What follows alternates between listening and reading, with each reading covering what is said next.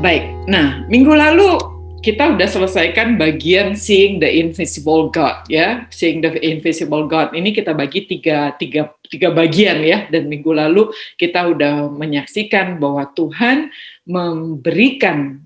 menyatakan dirinya, gitu ya. Jadi kita bisa lihat Tuhan kita itu Tuhan yang seperti apa.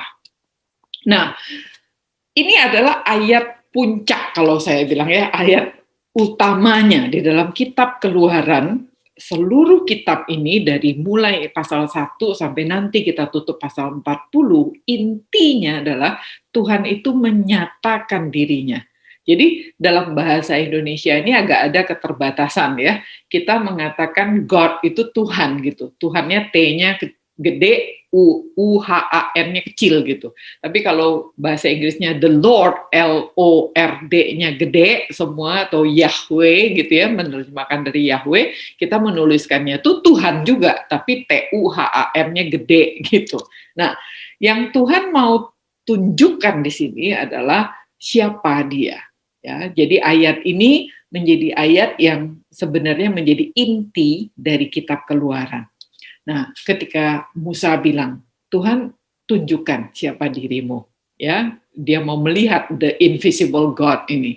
Lalu berjalanlah Tuhan lewat dari depannya dan berseru, Tuhan, Tuhan, ya, Yahweh, Yahweh, Tuhan penyayang dan pengasih, panjang sabar, berlimpah kasihnya dan setianya, yang meneguhkan kasih setianya kepada beribu-ribu orang, yang mengampuni kesalahan, pelanggaran, dan dosa, tetapi tidaklah sekali-kali membebaskan orang yang bersalah dari hukuman, yang membalaskan kesalahan bapa kepada anak-anaknya dan cucunya, kepada keturunan yang ketiga dan keempat. Jadi kita tahu bahwa Tuhan dikenali melalui namanya Yahweh, Yahweh, ya, Tuhan. Dan nama Tuhan ini, T-U-H-A-N gede, bukan nama dari kuasa-kuasa lain. Kita tahu ada kuasa-kuasa lain di dunia ini, ya. Ada yang namanya Baal di daerah Kanaan, itu ada yang namanya Asyera. Kalau kita di Indonesia yang namanya Allah, gitu kan. Ada orang Konghucu yang namanya Kuan Kong. Ada orang Jawa yang tahu Nyai Roro Kidul. Itu adalah kuasa-kuasa lain dan itulah namanya. Nah, Tuhan kita tuh namanya T-U-H-A-N gitu ya, Yahweh, terjemahan bahasa Indonesianya Tuhan.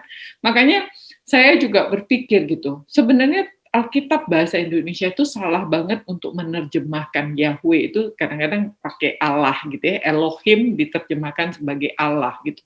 Karena Allah sebenarnya itu nama, ya, dan itu nama ilahnya orang Muslim, Allah. Makanya di sini saya bikinnya itu sesuai dengan lafal mereka, ya, Allah gitu. Nah, jadi kita agak meleset gitu kalau kita ngomong Allah gitu. Kita tahu itu maksudnya Tuhan gitu ya, maksudnya Elohim gitu.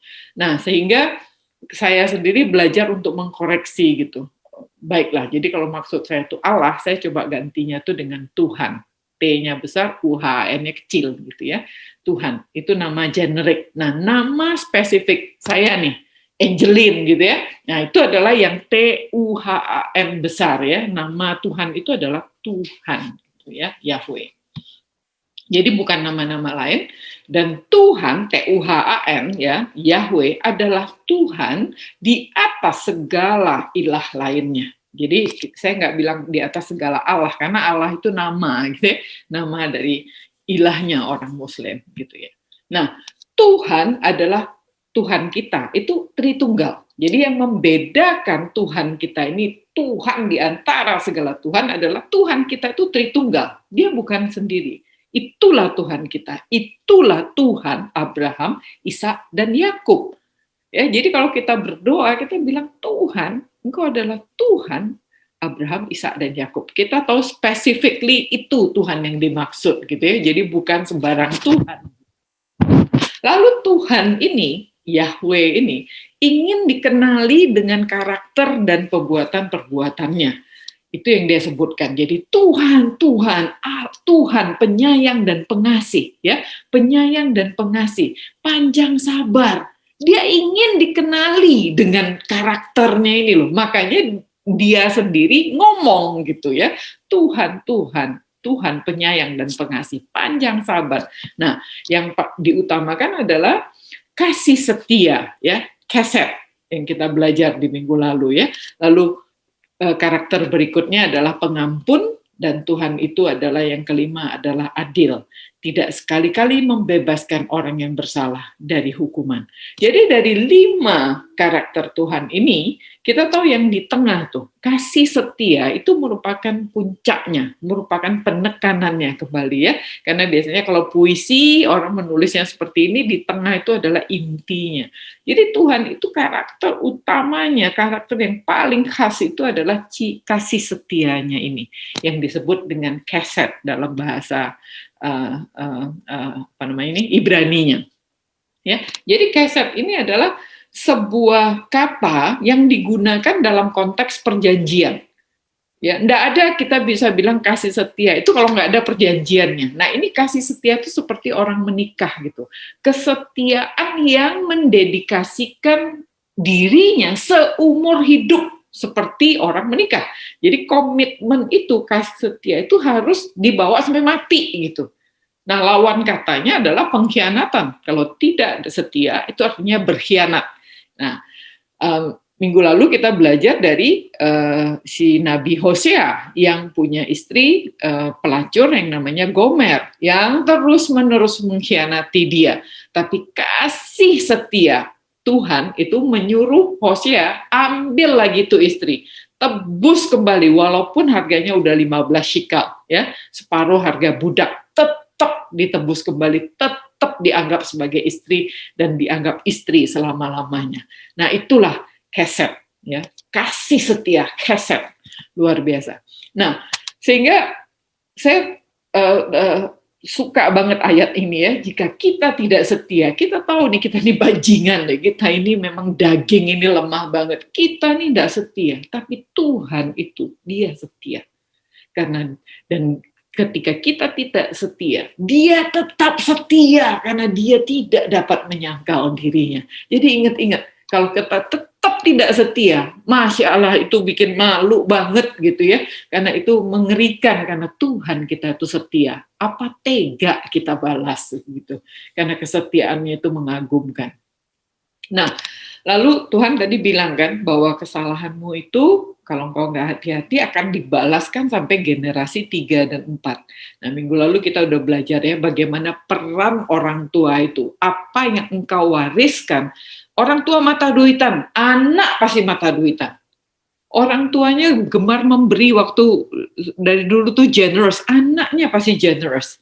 Ya. Jadi orang tuanya mendahulukan Tuhan, menomorsatukan Tuhan, anaknya mesti tahu. Nah, sehingga apa yang kita wariskan ke anak kita, itu lengket nih. Nah, anak kita ngewarisin ke cucu, cucu ngewarisin ke cicit.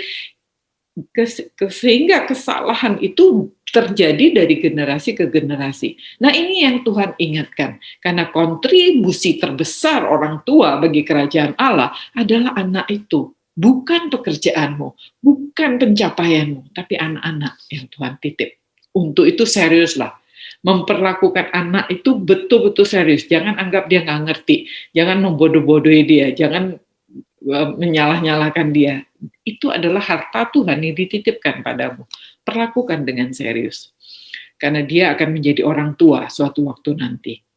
Nah, lalu kita tutup dengan ayat ini, ya, 2 Korintus 3:16. Tetapi apabila hati seorang berbalik kepada Tuhan, maka selubung itu diambil darinya. Jadi Musa turun, wah mukanya bersinar begitu, ya. Dan ilustrasi ini diambil oleh Rasul Paulus untuk mengajarkan jemaat di Korintus, ya.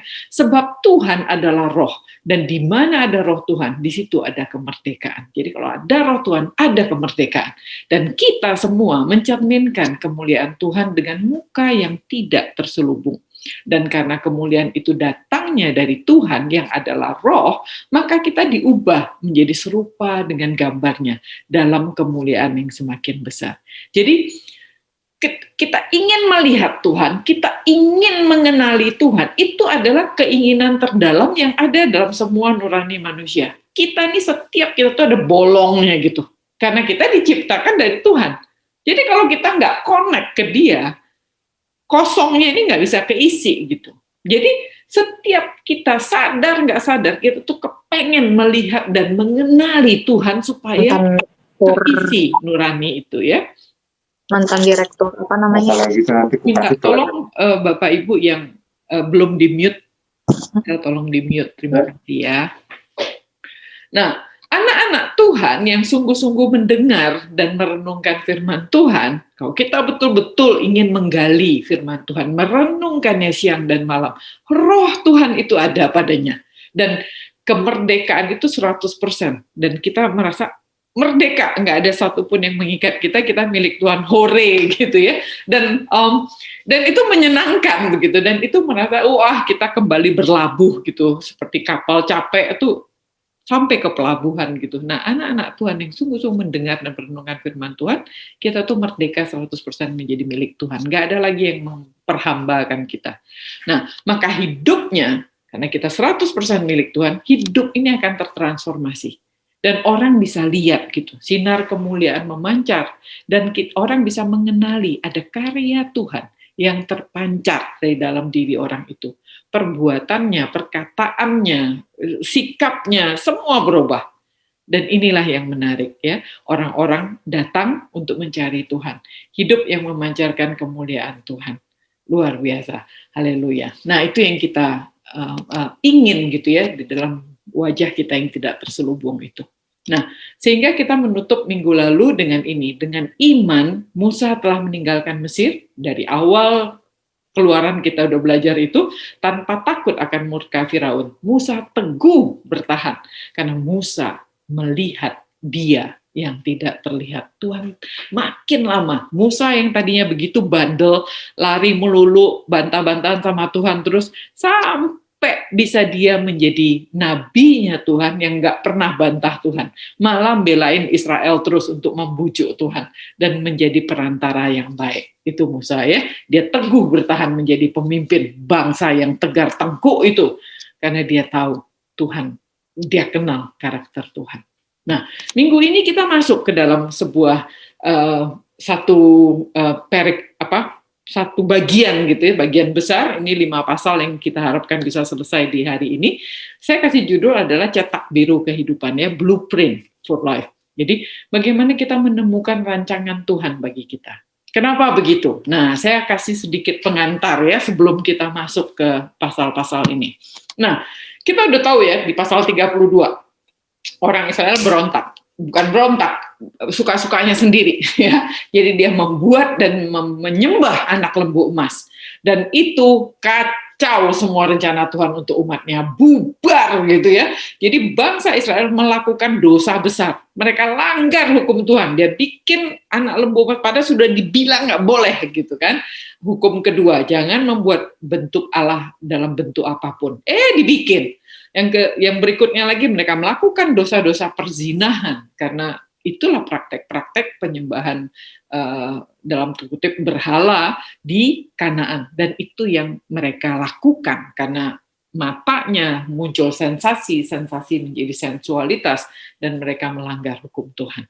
Dan itu artinya si istri nih, si Gomer nih, mengkhianati perjanjian yang telah mereka sendiri sanggupi. Mereka bilang, kami setia, kami mau lakukan, kami ya gitu. Tapi mereka langgar. Dan ini bikin bubar semuanya. Tuhan nggak mau lagi ya, karena dikhianati. Nah, tapi kita baca di pasal 33 dan 34, Tuhan itu Tuhan pengasih, penyayang, panjang sabar, dan berlimpah kesetnya ya, kasih setianya. Nah, Tuhan ini mau ampuni lagi, ditunda lagi penghakimannya atas umatnya. Jadi nggak dimatiin semua begitu kan. Walaupun Tuhan udah bilang, Musa aja deh, yang lain mati aja. Enggak, tapi Tuhan tunda lagi. Tuhan ampuni lagi. Nah, dengan perantaraan Musa dan penyesalan umat, kembali terjadi kesepakatan Tuhan dan bangsa Israel. Tuhan yang tadinya udah nggak mau nih, nggak jadi tinggal bersama, nggak jadi nikah kan udah jadi tapi dilanggar nih, Tuhan udah buang, nggak jadi, kamu pergi aja, aku tetap penuhin janjiku masuk Kanaan sono tapi dengan malaikat, nggak mau lagi ya. Nah, Tuhan yang tadinya sudah tidak mau tinggal bersama umat, sekarang kembali memimpin dan dia mau tinggal bersama umatnya lagi. Nah, itu dia. Itu pengantarnya. Sehingga pasal 35 ini kita masuk bahwa maka rencana pembangunan kemah suci itu dapat dikerjakan sekarang karena Tuhan mau tinggal bersama umatnya. Jadi pernikahannya kayak dilanjutkan begitu ya. Dan sekarang mari kita bangun rumah karena kita sudah menikah. Nah, jadi rencana pembangunan kemah suci ini dapat dikerjakan sekarang. Nah, lalu kita bagi pasal 35 ini dalam 3 tahap ya. Musa menyampaikan kepada Israel petunjuk-petunjuk yang diterimanya dari Allah. Ingat ya, semua itu kan ada di benak Musa. Ya, pakaian imam lah, bagaimana membangun kemah suci, itu semua ada di pikirannya Musa dan dia sudah tulis. Tetapi itu belum disampaikan kepada orang Israel. Sekarang ini disampaikan. Dan Tuhan dan Musa kasih sampai. Nomor 1 adalah hari Sabat. Nomor 2 adalah apa yang diperlukan, materi apa yang diperlukan, dan yang ketiga tenaga kerja yang diperlukan untuk mendirikan kemah suci dan perabotannya. Lalu umat membawa sumbangan, lalu penunjukan kepala pekerja. Nah, ini yang terjadi di pasal 35. Mari kita mulai. Nah, yang nomor 1 adalah kuduskan hari Sabat. Kembali nih, ulang lagi, kuduskan hari Sabat. Ya, lalu Musa menyuruh berkumpul segenap jemaah Israel dan berkata kepada mereka, inilah firman yang diperintahkan Tuhan untuk dilakukan. Jadi Musa sebagai perantara, dia sampaikan firman Tuhan, dia nggak nambahin, dia nggak kurangin. Ya, Musa menjalankan tugasnya sebagai perantara, dia sampaikan firman Tuhan untuk dilakukan kepada segenap umat. Ya, pastinya bukan 2 juta orang berkumpul, pastinya melalui para pemimpin dan perwakilan setiap suku. Pesan ini harus disampaikan. Ya. Nah, 6 hari lamanya boleh dilakukan pekerjaan, tetapi pada hari yang ke-7 haruslah ada perhentian kudus bagimu, yakni Sabat, hari perhentian penuh bagi Tuhan. Setiap orang yang melakukan pekerjaan pada hari itu haruslah dihukum mati. Jadi ini adalah perintah pertama. Ya, kan kita mau bangun kemah suci nih, kasih perintah pertama. Perintah pertamanya berhenti bekerja, lucu ya. Jadi sudah mau bangun kemah suci, tapi perintah pertamanya justru berhenti bekerja. Ini adalah perintah pertama sebelum pekerjaan pembangunan kemah suci dimulai.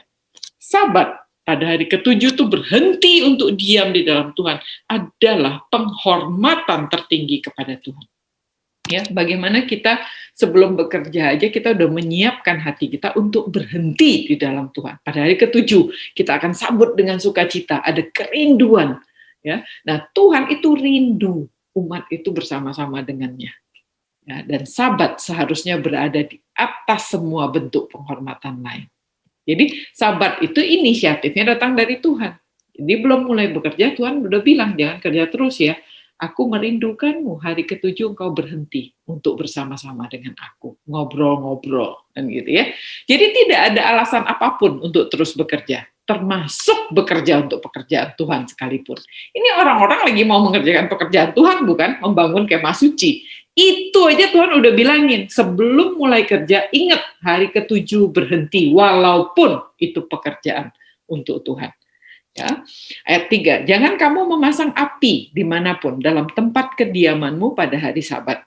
Api itu adalah perlambang titik mula melakukan pekerjaan. Ya, kalau kita mau masak ya nyalain kompor dulu, ya, dan api dulu. Mau hidupkan lampu ada percikan apinya untuk menghidupkan lampu. Ya, prinsipnya begitu. Nah, pekerjaan yang merupakan penghasilan, mengelas, menempa besi, menghidupkan mesin, semua itu memerlukan bunga api, bukan? Nah, itu adalah tanda kamu tidak boleh bekerja, gitu. Nah, jadi Sabat ini berulang kali sudah kita diingatkan, bukan? Ya, ketika saya merenungkan ini kembali, saya bilang, Buset, ini mau jelasin Sabat lagi nih, apa enggak enak yang dengar gitu ya? Saya doakan dan saya bilang, Tuhan, why gitu ya? Ini berulang kali.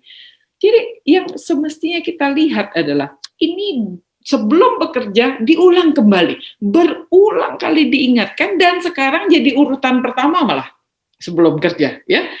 Kenapa? Karena Tuhan itu rindu gitu loh, dan umat itu datang kepada Dia. Jadi Tuhan itu merindukan umat itu ingat dan mengutamakan Tuhan, bukan pekerjaan untuk Tuhan. Kadang-kadang kami hamba-hamba Tuhan juga begitu. kerja buat Tuhan sampai lupa untuk bertemu dengan Tuhan sendiri. Nggak duduk diam mendengarkan Tuhan, tapi sibuk baca Alkitab, sibuk persiapan ini, sibuk persiapan khotbah, dan seterusnya gitu. Sampai kita tuh keperintil-perintil untuk pekerjaan Tuhan, malah lupa tokoh utamanya sendiri. Nah, Tuhan itu merindukan, orang itu merindukan pribadi Tuhan itu. Ngobrol sama Tuhan, duduk diam dengerin Tuhan.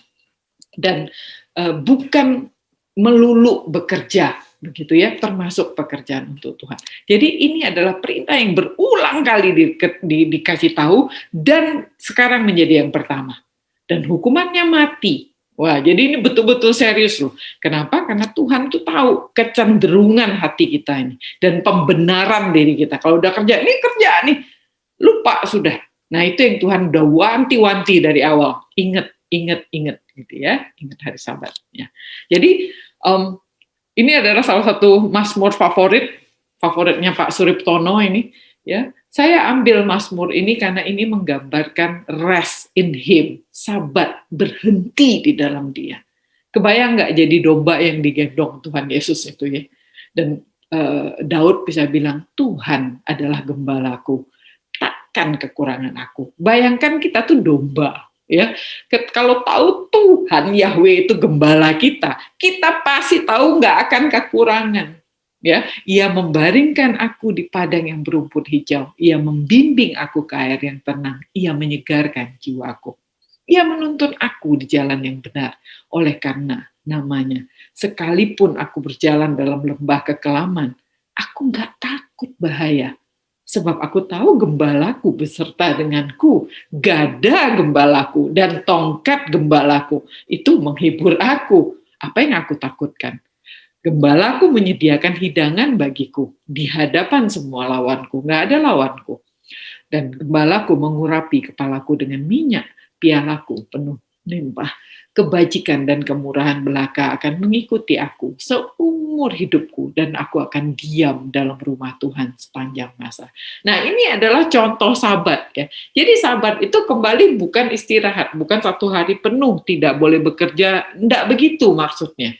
Sabat itu adalah benar-benar menyatukan diri kita dengan Tuhan dan diam di dalam Dia. Itulah Sabat. Apalagi kita ya, orang Kristen.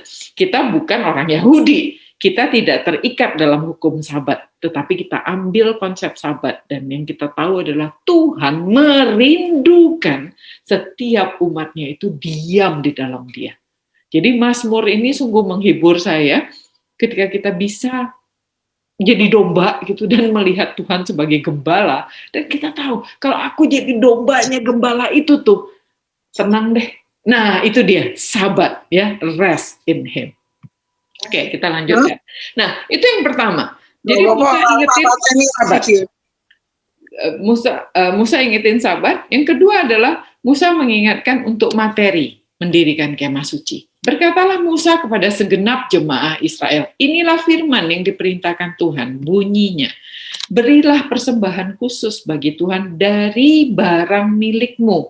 Setiap orang yang terdorong hatinya, bawalah sebagai persembahan khusus kepada Tuhan, emas, perak, tembaga, benang biru, benang ungu, benang merah, benang lenan halus, bulu kambing, kulit domba jantan yang diwarnai merah, kulit kambing, kayu akasia, minyak untuk penerangan, rempah-rempah untuk minyak urapan, dan baju, dan untuk ukupan dari wangi-wangian, permata krisopras, dan permata tatahan untuk baju efod, dan panel untuk panel bagian dada. Nah, persembahan, Bapak Ibu, adalah sebuah tindakan yang aktif. Kalau kita baca ayat ini ya, kita menemukan dua kata kerja ya, berilah. Ya, berilah artinya bukan duduk diam, ambil sendiri, enggak begitu. Berilah tuh orang yang memberikan persembahan itu yang aktif memberikan. Berilah dan bawalah. Jadi bukan jemput ya, mentang-mentang mau kasih ya ambil ke rumah. Nah, itu namanya enggak niat. Ya, persembahan adalah tindakan aktif. Aksi nyata. Aktif, datang, kasih, ya, berilah dan bawalah. Itu dua kata kerjanya. Perhatikan, Tuhan tidak memberi peringkat pada semua jenis material ini, ya, nggak ada urutannya, ya, untuk pembangunan kemah suci ini. Semua disebut tanpa aturan tertentu. Artinya semua sama berharganya di mata Tuhan yang punya semua ini. Ya, kalau kita bilang nih, oh enggak tuh emas di depan, itu permata di belakang kan gitu. Jadi nggak ada urutannya. Di mata Tuhan engkau mau kasih emas, engkau hanya cuma bisa kasih bulu domba doang, sama. Ya, karena Tuhan yang punya semuanya. Dan Tuhan tidak pernah menilai persembahan orang itu berdasarkan nilai yang manusia bikin. Makanya permata pun nggak ada urutannya. Diamond paling atas, batu akik paling bawah, nggak ada. Di mata Tuhan Dia yang ciptakan semua sama berharganya.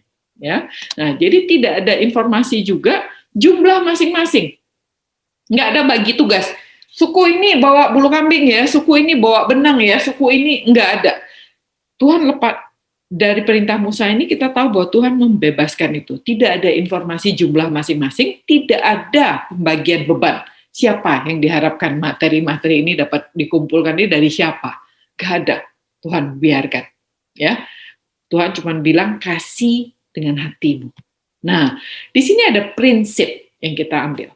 Prinsipnya adalah saya ambil dari 2 Korintus ini ya. Jika kamu rela dalam memberi, maka pemberianmu akan diterima. Jadi harus rela memberi ya, ada kerelaan. Kalau engkau nggak rela, Tuhan nggak terima. Karena apa? Karena Dia yang punya. Masa Dia yang punya kamu nggak rela? Yang benar aja gitu ya. Sebab jika kamu rela untuk memberi, maka pemberianmu akan diterima. Kalau pemberianmu itu berdasarkan apa yang ada padamu, bukan berdasarkan apa yang tidak ada padamu.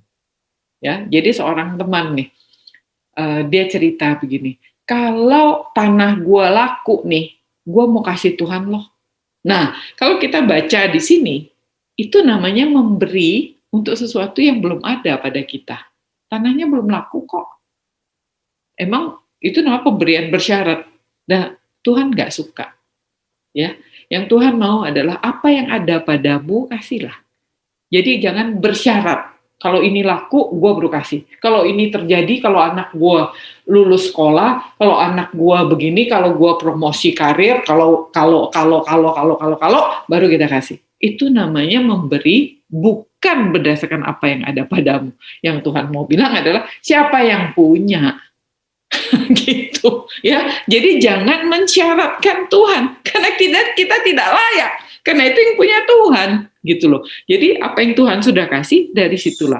Ada lagi satu konglomerat yang saya dulu dengar ceritanya dari seorang pendeta ya yang mengatakan begini, dia mau membangun gereja, lalu si konglomerat ini bilang sama Pak Pendeta ini, sudah berapa ininya, bikinlah maksudnya janji iman dulu kepada orang-orang, nanti sisanya aku yang tomboi, kan begitu. Nah, itu juga bukan merupakan sebuah hal yang baik ya. Jadi kalau mau kasih, jangan kumpulin orang dulu, entar sisanya aku tomboi. Jangan, kasih aja, doakan dan Tuhan gerakkan hatimu, kasih dan tidak ada menyesal untuk itu. Ya, dan itu yang Tuhan ingin karena kita memberikan dengan apa yang ada pada kita. Nah, nomor 3 adalah tenaga kerja dan keahlian yang diperlukan. Segala orang yang ahli di antara kamu dapat datang, membuat segala yang diperintahkan Tuhan. Jadi segala orang yang ahli, tadi materi ya, sekarang segala ahlinya nih, di antara kamu datang membuat apa yang diperintahkan Tuhan. Yakni, nomor 1, bikin kemah suci. Atap kemahnya, tudungnya, kaitannya, papannya, kayu lintangnya, tiangnya, dan alasnya. Yang kedua, perabotan ruang Maha Kudus. Di ruang Maha Kudus itu cuma ada tabut dan kayu pengusungnya, tutup perdamaian dan tabir penudungnya. Lalu perabot di ruang kudus, meja dengan kayu pengusungnya, segala perkakasnya, dan roti sajian, kandil, lampu untuk penerangan dan perkakasnya, lampunya dan minyak untuk penerangan, mezbah pembakaran ukupan dan kayu pengusungnya, minyak urapan dan ukupan dari wangi-wangian, tirai pintu untuk pintu kemah suci. Lalu di luar pelataran ya, mezbah korban bakaran dengan kisi-kisi tembaganya, kayu pengusungnya dan segala perkakasnya, bejana pembasuhan dan alasnya. Lalu ada layar pelataran, tiang-tiangnya, alasnya, tirai pintu gerbang pelataran, patok kemah suci dan patok pelataran dan talinya. Lalu pakaian imam. pakaian jabatan yang menyelenggarakan kebaktian di tempat kudus, dan pakaian kudus bagi Imam Harun dan pakaian anak-anaknya untuk memegang jabatan imam. Nah, perhatikan Bapak Ibu di sini, bahwa kembali Tuhan tidak memberi peringkat. Nggak ada nih yang bikin bangunan insinyur, yang paling jago gitu ya, yang pintal-pintal kita bayar buruh kasar aja gitu ya. Jadi tidak ada peringkat kembali tenaga kerja dan keahliannya. Mulai dari perancang konstruksi, tukang bangunan, pandai emas, pandai besi, tukang kayu, pengukir, tukang pintal, tukang tenun, tukang jahit, pembuat wangi-wangian, pembuat minyak, pembuat roti, pembuat lampu, sama pentingnya dan sama berharganya di mata Tuhan. Jadi tidak ada peringkat di dalam pekerjaan.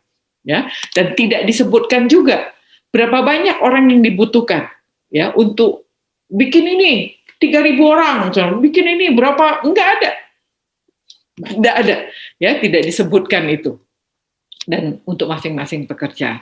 Nah, lalu kita masuk ke bagian kedua, yaitu umat mengumpulkan sumbangan material secara sukarela. Lalu pergi seluruh jemaat ya, setelah Musa panggil, diumumin ya, perlunya ini ya, materinya ini, tenaga kerjanya ini. Sebelumnya sabat dulu, nomor 1 ya. Lalu pergi segenap jemaat Israel dari depan Musa. Sesudah itu mereka datang. Nah, perhatikan di sini Bapak Ibu, ada kata yang saya sudah stres di situ ya. Sesudah itu datanglah setiap orang yang tergerak hatinya. Yang hatinya tergerak. Jadi dari dalam dirinya tuh ada yang gerakin gitu ya. Setiap orang yang terdorong jiwanya membawa persembahan khusus kepada Tuhan untuk melengkapi pekerjaan, melengkapi kemah pertemuan dan segala ibadah di dalamnya, dan untuk pakaian kudus itu.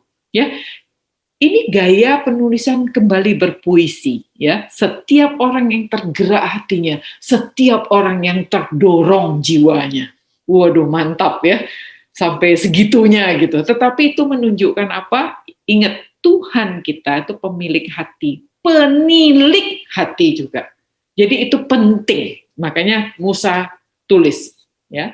Nah, maka datanglah mereka, baik laki-laki maupun perempuan. Nah, perempuan dicatat ya. Setiap orang, udah 3 kali ini setiap orang, yang terdorong hatinya dicatat kembali dengan membawa anting-anting hidung, anting-anting telinga, cincin meterai, gelang, segala macam barang emas. Demikian juga setiap orang yang mempersembahkan persembahan unjukan dari emas bagi Tuhan. Ya, kalau anak lembu emas datangnya dari anting-anting telinga, kalau ini seluruh hartanya. Nah, itu yang Tuhan gerakan, itu adalah Tuhan gerakan orang kasih seluruhnya. Nah, juga setiap orang yang mempunyai benang biru, benang ungu, benang merah, benang lenan halus, bulu kambing, kulit domba jantan yang diwarnai merah, dan kulit kambing, datang membawanya. Setiap orang yang hendak mempersembahkan persembahan khusus dari perak atau tembaga, membawa persembahan khusus yang kepada Tuhan itu, dan setiap orang yang mempunyai kayu akasia, membawanya juga untuk segala pekerjaan mendirikan itu. Jadi Tuhan kembali menghargai persembahan apa aja ya dari setiap orang. Kata setiap orang, kalau Bapak Ibu hitung di situ ada 7 kali. Itu nunjukin 7 angka sempurna kembali. Jadi Tuhan reken nggak? Tuhan reken. Tuhan liatin, Tuhan tahu siapa yang kasih ya. Baik laki-laki atau perempuan yang diberikan dengan hati yang bersuka cita tanpa paksaan. Ya. Walaupun Musa nggak catat namanya satu persatu, karena itu akan banyak sekali.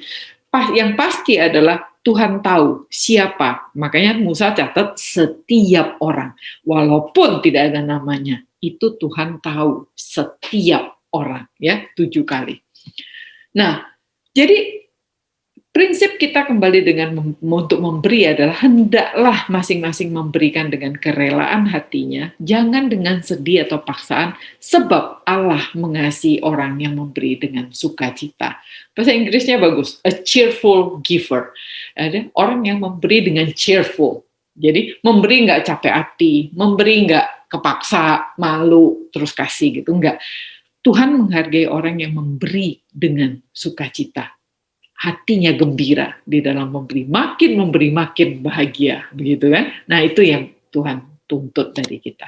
Nah, lalu umat memberikan tenaga dan keahliannya. Tadi memberikan materi, sekarang setiap perempuan. Nah, saya perempuan ya, jadi kalau baca ini berbahagia gitu, karena apalagi tahu ya di zamannya orang Yahudi kan perempuan itu dianggap lemah dan hampir tidak ada arti. Tetapi di sini setiap perempuan itu direken, setiap perempuan yang ahli memintal dengan tangannya sendiri dan membawa yang dipintalnya itu, yakni benang biru, benang ungu, benang merah, dan benang lenan halus. Semua setiap perempuan yang tergerak hatinya oleh karena ia berkeahlian memintal bulu kambing. Perempuan lagi ya, 2 kali ya. Lalu pemimpin-pemimpin membawa permata krisopras. Karena mahal mungkin ya, karena nggak banyak mungkin yang punya permata, hanya leaders. Dan permata tatahan untuk baju efod dan tutup dada. Rempah-rempah dan minyak untuk penerangan, untuk minyak urapan, dan untuk ukupan dari wangi-wangian. Semua laki-laki dan perempuan yang akan membawa sesuatu untuk segala pekerjaan yang diperintahkan Tuhan dengan perantaraan Musa untuk dilakukan mereka itu, yakni orang Israel membawanya sebagai pemberian sukarela bagi Tuhan. Jadi Tuhan menghargai setiap orang yang mempersembahkan baik hasil karya tangannya ataupun keahliannya sendiri dalam bentuk apapun. Mau memintal, menenun, membuat wangi-wangian, ahli perhiasan, dan lain sebagainya yang diberikan dengan sukacita. Perhatikan, Tuhan tidak memberi peringkat untuk keahlian. Semua sama berharganya. Nah, saya sendiri profesional kan, datang dari dunia kerja gitu. Nah, saya mempelajari banyak tentang teologi kerja ya. Jadi peringkat pekerjaan berdasarkan kesucian di mata manusia. Nah, sebenarnya yang kita harus sadar ini adalah pengaruh budaya Yunani ya, bukan kekristenan, bukan secara teologi benar, tetapi ini membandingkan. Kita di dunia ini selalu memeringkat gitu. Hobinya tuh bikin ranking. Ini nomor 1, ini nomor 2. Sekolah juga begitu, ada rankingnya, apa-apa kita nilai dengan duit yang paling mahal yang mana, yang paling bagus yang mana, kita selalu bikin ranking. Padahal dari tadi kita belajar ya, Tuhan tidak pernah memberi ranking. Nah ini kalau kita urutin pekerjaan berdasarkan kesucian, nomor 1 adalah hamba Tuhan, kan gitu. Nomor 2 adalah pengajar, medis, sosial, kan gitu. Yang ketiga adalah profesi notaris, accountant. Lebih cilaka lagi, pekerja seni itu kurang suci. Yang orang bisnis, dagang, isinya nipu semua, kan gitu, lebih nggak suci lagi. Nah yang paling cilaka adalah pialang, politikus gitu ya. Ini, tapi begini cara kita bukan, memeringkat pekerjaan itu berdasarkan kesucian. Padahal bagaimana seharusnya kita orang Kristen melihat pekerjaan. Tuhan tidak pernah memeringkat pekerjaan. Bagi Tuhan adalah mau kamu jadi hamba Tuhan, mau kamu jadi supir Gojek, sama. Lebih mending jadi supir Gojek yang rajin daripada hamba Tuhan yang malas.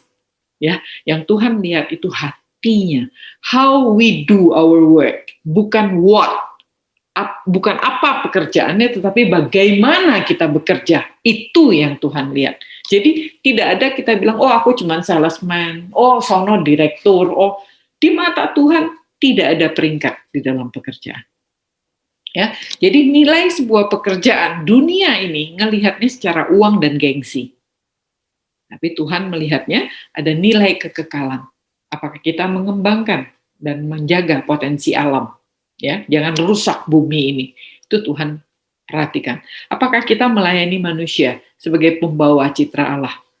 Ya, apa kita bikin restoran nih, tapi yang semua kita jual di dalamnya itu bikin orang cepat mati aja. Nah, kitanya untung, orangnya cepat mati. Nah, itu tidak melayani manusia sebagai pembawa citra Allah ya. Kita ambil keuntungan dan meng-abuse manusia lain. Demikian juga yang bikin baju misalnya ya. Kalau kita bikin baju yang sampai membuat orang separuh telanjang gitu, itu namanya membinatangkan manusia, bukan melayani manusia sebagai pembawa citra Allah.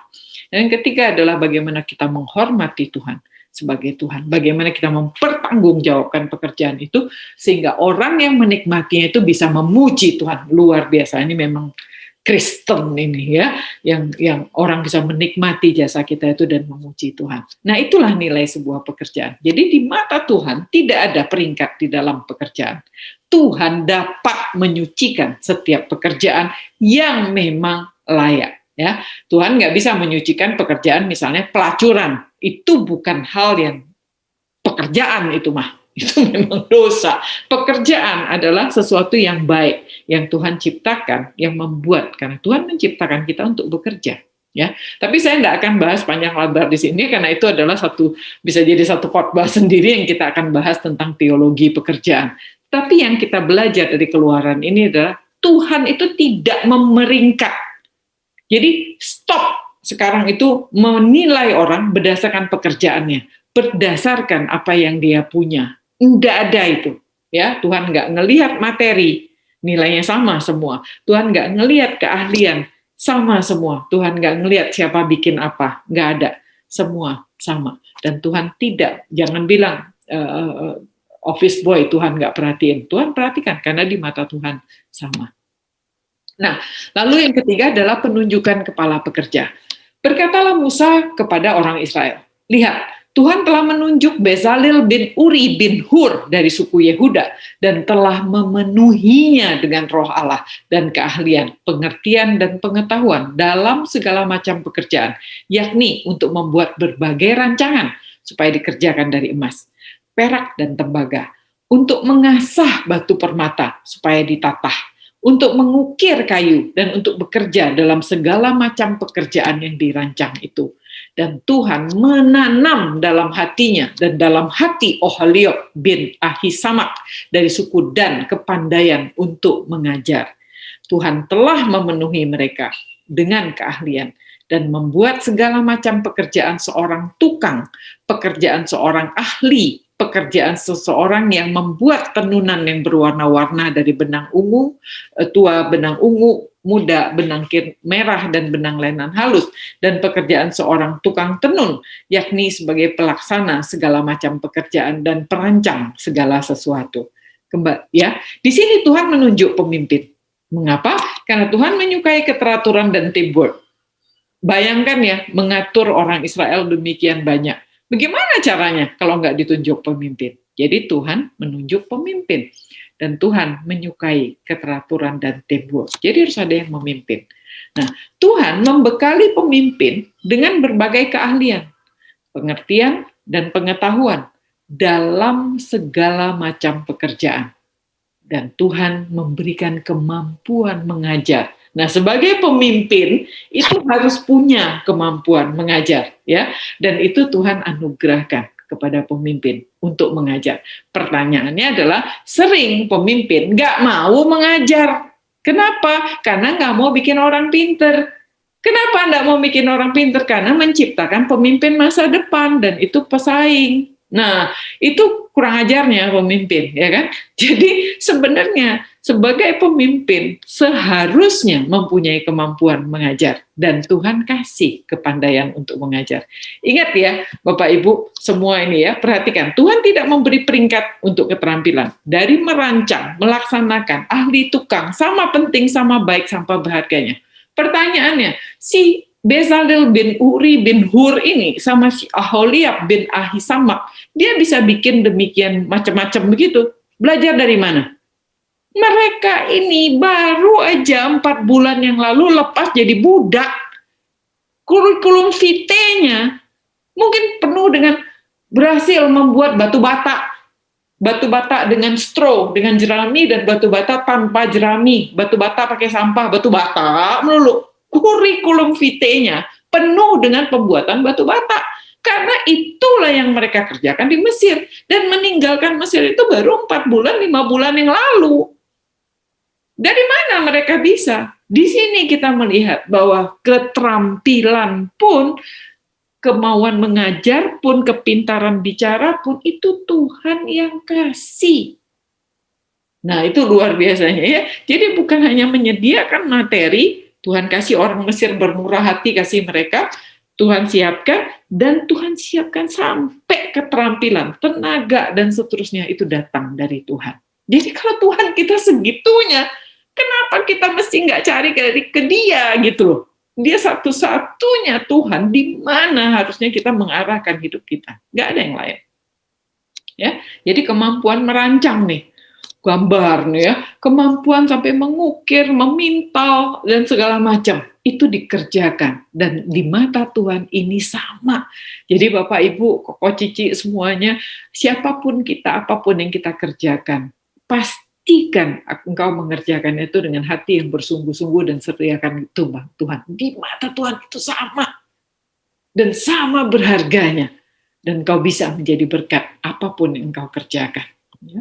Nah, lalu demikianlah Bezalel dan Oholiab dan setiap orang yang telah dikaruniai Tuhan, ya, ditegaskan di situ yang telah dikaruniai Tuhan, keahlian dan pengertian, tahu bagaimana harus bekerja, melakukan segala macam pekerjaan untuk mendirikan tempat kudus, tepat menurut yang diperintahkan Tuhan.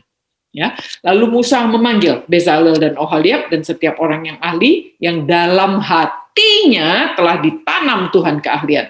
Setiap orang yang tergerak hatinya untuk datang melakukan pekerjaan itu, ya. Berkali-kali dikatakan Tuhan yang kasih keahlian tersebut. Kurang jelas apa, ya.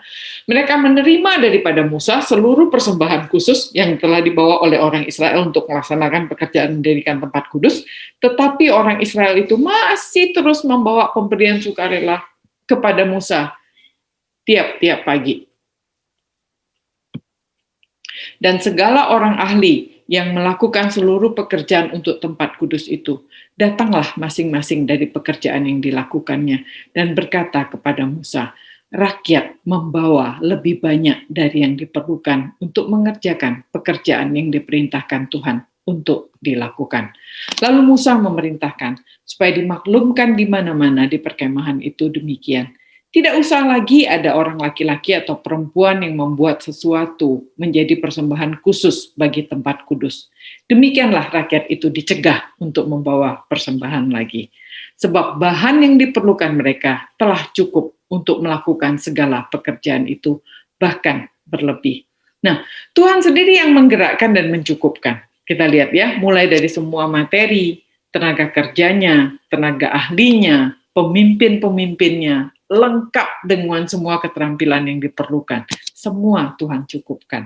Dan jika semua pekerja Tuhan itu adalah orang-orang yang berintegritas, harusnya pasti cukup, bahkan berlebih. Di sini kita lihat, ketika Tuhan menggerakkan, semua cukup dan tidak ada korupsi.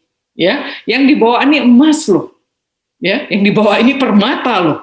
Tapi ketika semua pekerja Tuhan berintegritas, pasti cukup, pasti berlebih. Nah, ya, jadi kita tahu sekarang kalau kurang, biang keroknya ada di mana. Mestinya itu yang kita perhatikan. Ya, jadi prinsip kita memberi kepada Tuhan adalah kita ini adalah steward, ya, bendaharanya Tuhan. Nomor satu adalah memberi dengan senang hati, tidak terpaksa. Yang kedua, memberi itu dengan sungguh-sungguh. Itu betul-betul kita doakan, betul-betul kita pikirkan dengan baik. Ini cukup nggak ya? Ini kalau kita bisa kasih lebih, kenapa tidak? Ini berguna nggak ya untuk orang? Ya, sering nih ya, kalau kita aja nih, kalau pergi kemana-mana, terus pulang beli oleh-oleh gitu ya. Kita sering sekali membeli oleh-oleh yang murah-murah, terus banyak-banyak, terus kasih semua orang. Dan kita tahu hanya untuk menggugurkan kewajiban karena tidak enak. Kalau saya selalu menyarankan jangan lakukan itu. Kalau mau kasih orang, sungguh-sungguh kasih. Pikirkan dengan baik dan kasih, gitu ya. Mending nggak usah kasih kalau sembarangan. Nah, memberi untuk Tuhan tidak boleh sembarangan. Ya. Kalau memberi untuk orang lain mungkin dimaafkan, tetapi untuk Tuhan nggak ada ampun. Harus sungguh-sungguh dipikirkan dengan baik. Memberi secara regular. Ya, dengan rajin dan dengan teratur. Setiap pagi orang Israel antar dan memberi dengan hati yang generous, dengan murah hati. Sehingga apa yang harus kita beli? Kasihlah talentmu, kasihlah waktumu, kasihlah hartamu. Ya, dedikasikan waktumu.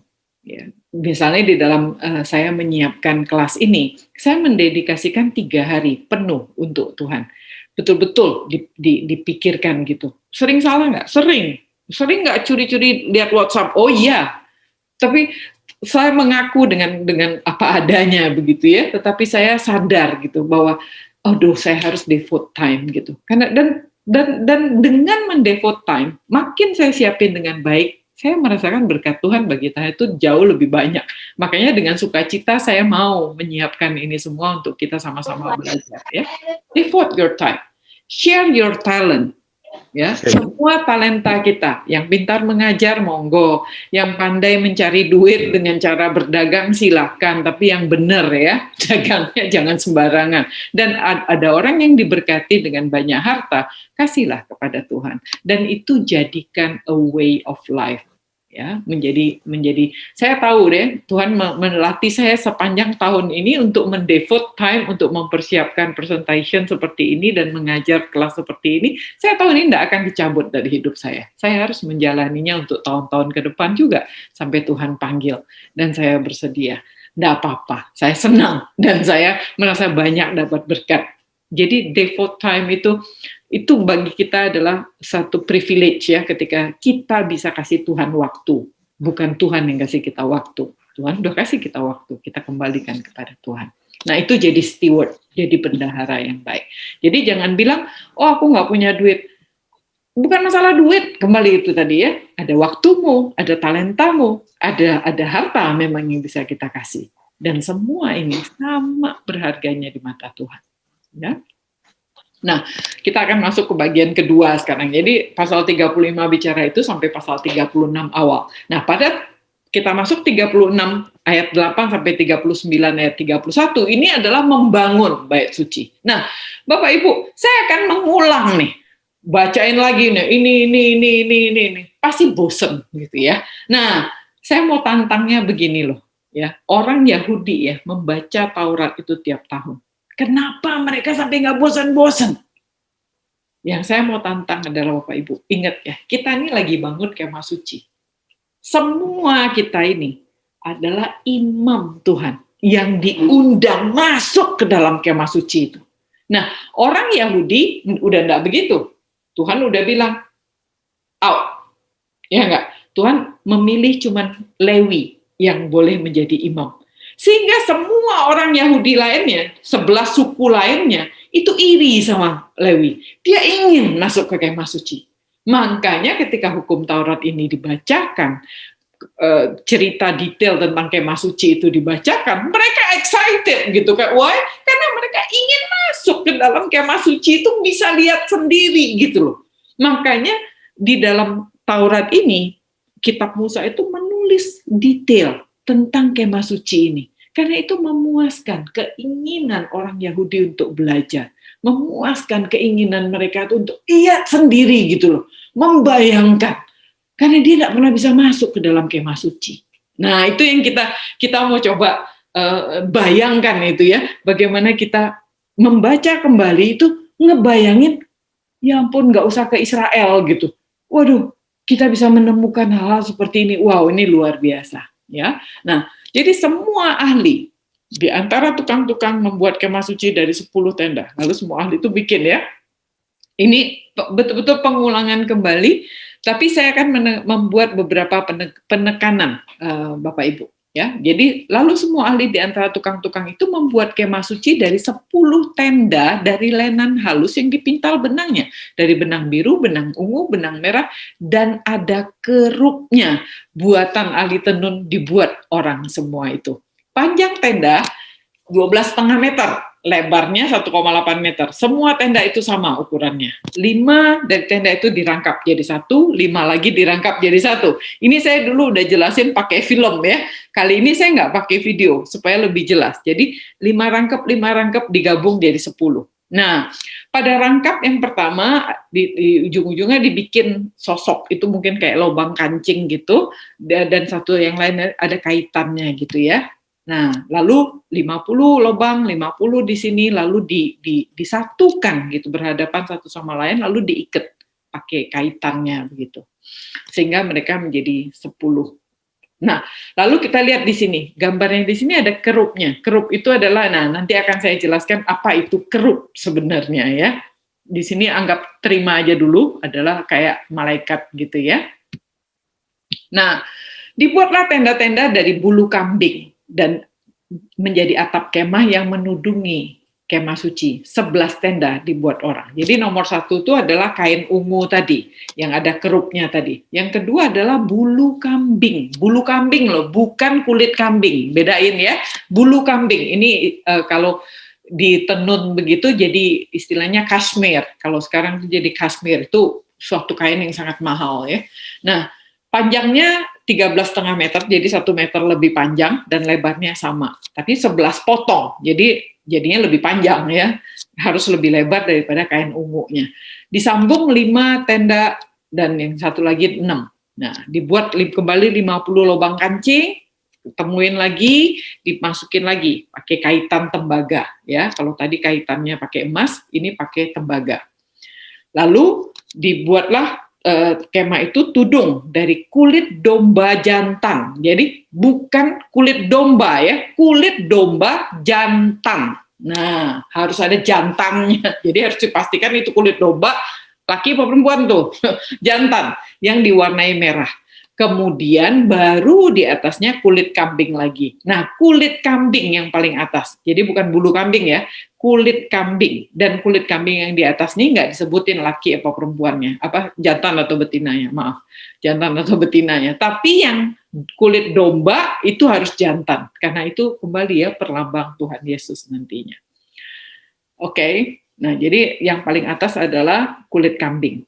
Jadi kulit kambing ya mungkin belang-belonteng gitu, warnanya abu-abu begitu atau coklat gitu ya. Nah, dibuatlah orang dari kemah suci itu papan-papan dari kayu akasia yang berdiri tegak 10 hasta, 4,5 meter. Jadi panjang papannya 4,5 meter, lebarnya 66 cm, 66 segini ya, panjangnya 4,5 meter, 3 kalinya, hampir 3 kalinya. Nah, ini yang menarik, ini menjadi sebuah bagian ya, saya betul-betul minta perhatian sama Bapak Ibu nih. Jadi ini menarik untuk melihat papan ini pada bagian ini, karena papan ini sebenarnya itu berbicara kepada saya sebenarnya adalah kumpulan umat yang menjadi gereja Tuhan. Jadi bayangkan ya, papan itu datang dari mana? Dari kayu akasia, bukan? Kayu akasia itu datang dari pohon. Jadi ini benar-benar kayu akasia tuh jelek Bapak Ibu. Kayu yang banyak bentul-bentulnya gitu ya, jelek kayunya. Sehingga kayu ini harus dicabut dari akarnya dulu, pohon itu harus ditebangin dulu menjadi kayu baru kemudian dipotong menjadi papan. Nah, manusia itu akan dipakai Tuhan untuk menjadi kemah sucinya, itu harus dicabut dari akarnya. Tinggalkan itu tanah.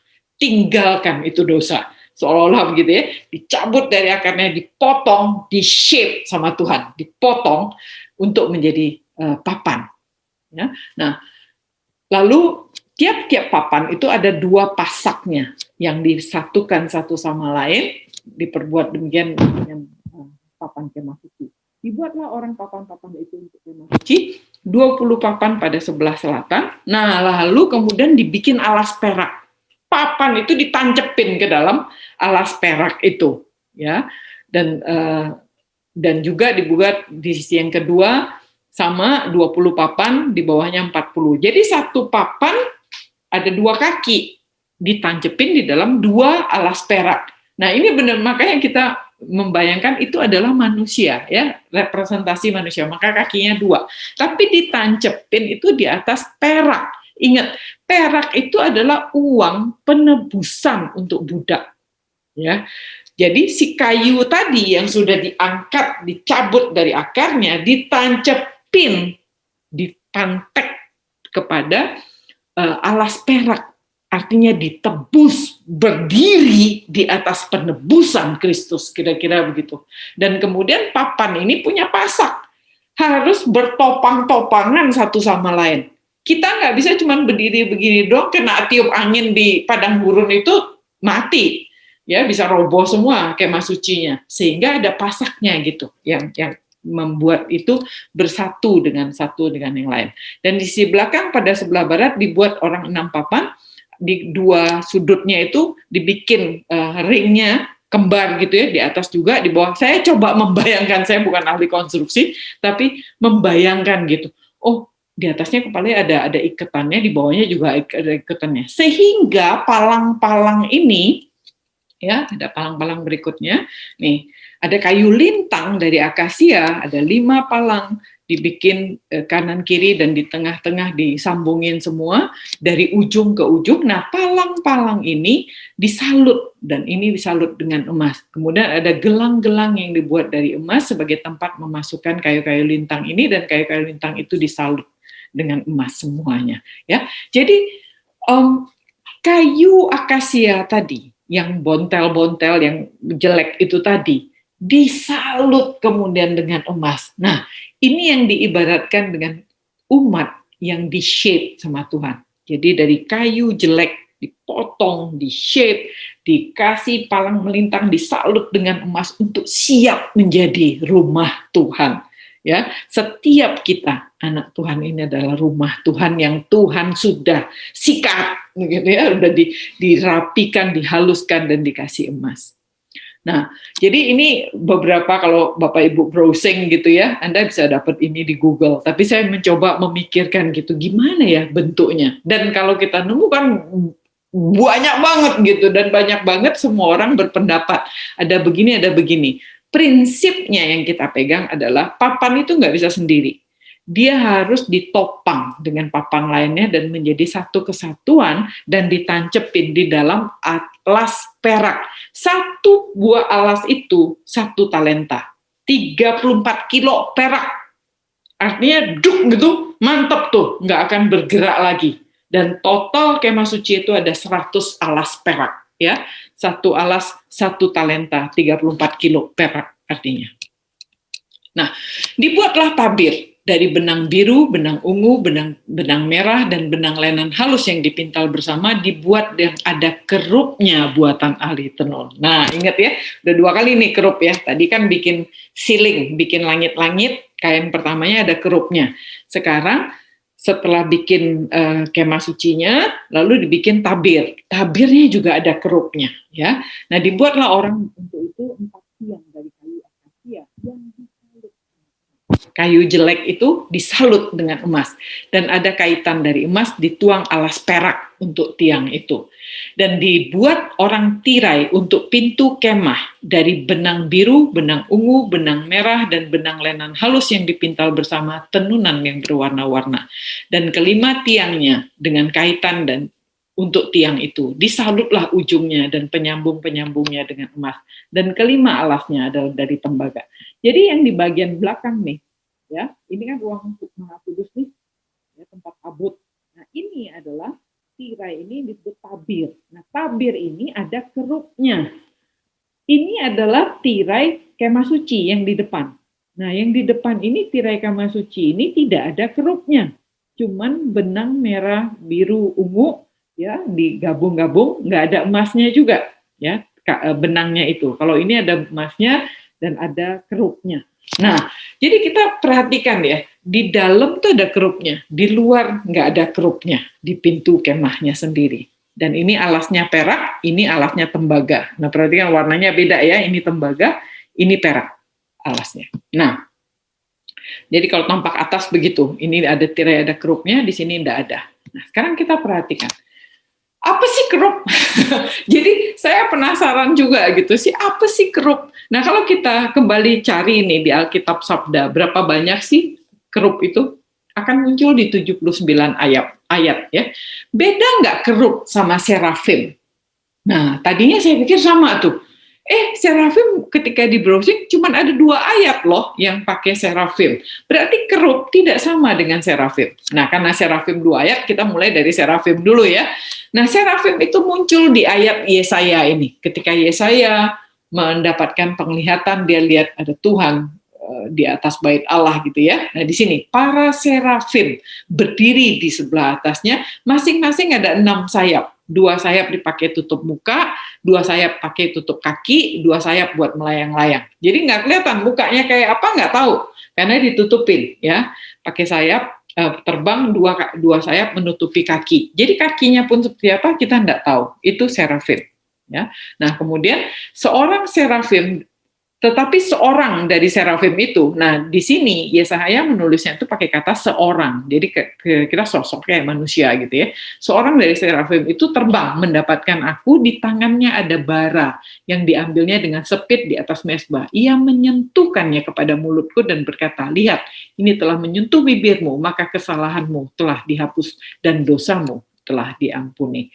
Nah, itu serafim, 2 ayat doang, 2 kali muncul, yaitu tadi di Yesaya semua ya. Lalu kita bicara kerub. Kerub, ingat, ini adalah kitab kedua, bukan? Dari Alkitab ini kitab kedua. Kerub itu muncul pertama kali ada di mana? Pertama kali kerub itu muncul itu di kitab Kejadian, pasal 3. Ketika Adam dan Hawa berbuat dosa, Tuhan usir ya, keluar dari Eden. Nah, di sini dia. Ia menghalau manusia itu. Dan di sebelah timur Taman Eden ditempatkannya lah beberapa kerub dengan pedang yang bernyala-nyala dan menyambar-nyambar untuk menjaga jalan ke pohon kehidupan. Jadi kerub itu ganas nih ceritanya ya, untuk pakai pedang bernyala-nyala. Jadi dia bukan serafim. Kalau serafim bawa bara, taruh di mulutnya Yesaya, menyucikan Yesaya. Kalau kerub bawaannya memusnahkan, ya, untuk orang-orang yang berdosa. Nah, lalu kita baca lagi kerub ada di mana. Yang paling jelas itu adalah di Yehezkiel. Yang lain kalau Bapak Ibu baca kerub, saya udah baca semua, pasti merefer kepada tutup perdamaian itu, kerub ditutup perdamaian, kerub ditutup perdamaian yang akan kita bahas ini. Nah, tetapi yang melihat kerub itu adalah Nabi Yehezkiel, ya. Dan di tengah-tengah itu ada yang menyerupai 4 makhluk hidup yang beginilah kelihatan mereka. Mereka menyerupai manusia, tapi masing-masing mempunyai 4 muka, coba. Dan masing-masing ada pula 4 sayap. Jadi 4 sayap, 4 muka. Kakinya lurus, dan telapak kaki mereka seperti kuku anak lembu. Kaki-kaki ini mengkilap seperti tembaga yang baru digosok. Pada keempat sisi mereka di bawah sayap-sayapnya tanpa ada tangan manusia. Mengenai muka dan sayap mereka berempat adalah begini, mereka saling menyentuh dan dengan sayapnya mereka tidak berbalik kalau berjalan, nggak pernah balik, berarti mukanya 4 arah, masing-masing berjalan lurus ke depan. Muka mereka kelihatan begini, keempatnya mempunyai muka manusia di depan, muka singa di sebelah kanan, muka lembu di sebelah kiri, dan muka Raja Wali di belakang. Kebayang nggak sih? Nggak kebayang saya ya. Dan ini yang dibayangkan, yang dilihat oleh Nabi Yehezkiel. Itulah makhluk-makhluk yang dahulu kulihat di bawah Allah Israel di tepi sungai Kebar. Dan aku mengerti bahwa mereka adalah kerub-kerub. Nah ya, makanya saya ambil ini bentuk kerub, gitu. Masing-masing mempunyai 4 muka, dan di bawahnya ada 4 sayap, dan di bawah sayap mereka ada yang berbentuk tangan manusia. Kelihatannya muka mereka adalah serupa dengan muka yang kulihat di tepi sungai Kebar. Masing-masing berjalan lurus ke mukanya. Jadi kerub bentuknya seperti apa? Nggak tahu kita, ya. Jadi, nah, kembali kalau Bapak Ibu browsing, Bapak Ibu akan menemukan ada berbagai macam bentuk kerub, begitu ditabir kemah suci. Ada yang bentuknya kayak singa, begitu, ada bentuknya yang kayak burung begini, ada yang bentuknya kayak orang. Baiklah, kita tahu itu kerub, gitu ya. Jangan diperdebatkan bentuknya. Tapi fungsinya kita lihat sekarang.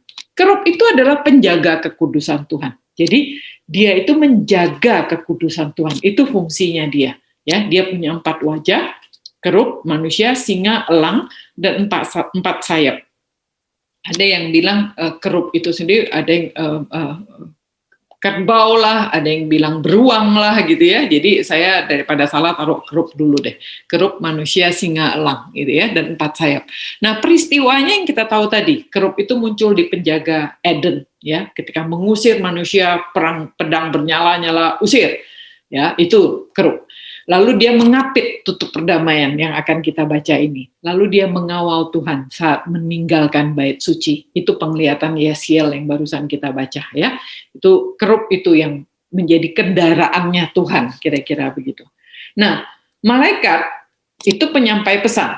Ya, kalau kita satu lagi malaikat kan, malaikat itu utusan, messengers, ya. Dia berbentuk manusia dan peristiwanya misalnya waktu Abraham membunuh Ishak, maksudnya ada malaikat yang bilang stop, jangan kan gitu. Nah, itu bentuknya manusia. peristiwa penghancuran Sodom dan Gomora, 2 orang datang ke Abraham kan, 2 orang yang pegang si Lot untuk pergi kan. Nah itu malaikat.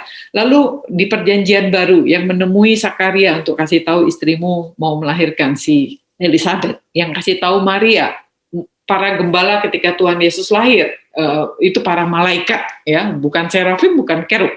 Yang waktu murid-murid Tuhan Yesus sudah bangkit, muncul di kuburan. Nah itu malaikat. Ya, nah lalu kita tahu serafim itu tadi pembawa penyucian dari Tuhan. Jadi kalau kerub penjaga kekudusan, serafim itu menyucikan. Kerub itu sikap gitu ya, karena dia menjaga kekudusan Tuhan. Kalau serafim itu menyucikan orang. Dia bersayap 6, 2 tutup kaki, 2 tutup wajah, 2 melayang, dan peristiwanya penglihatan Nabi Yesaya membawa bara untuk menyucikan bibirnya yang najis. Nah, jadi ketika membuat tabut perjanjian ini, Bezalel bikin tabut perjanjian dari kayu akasia. Kembali, kayu akasia ini kayu jelek, tapi nah itu dia teologinya, selalu disalut dengan emas ya. Nah, besarnya, jadi tabut itu kayak peti, panjangnya 1,1 meter, lebarnya 66 cm. Jadi nggak gede ya, kecil aja gitu ya, panjang, lebar, tingginya sama. Lalu disalut dengan emas murni dari dalam dan luar.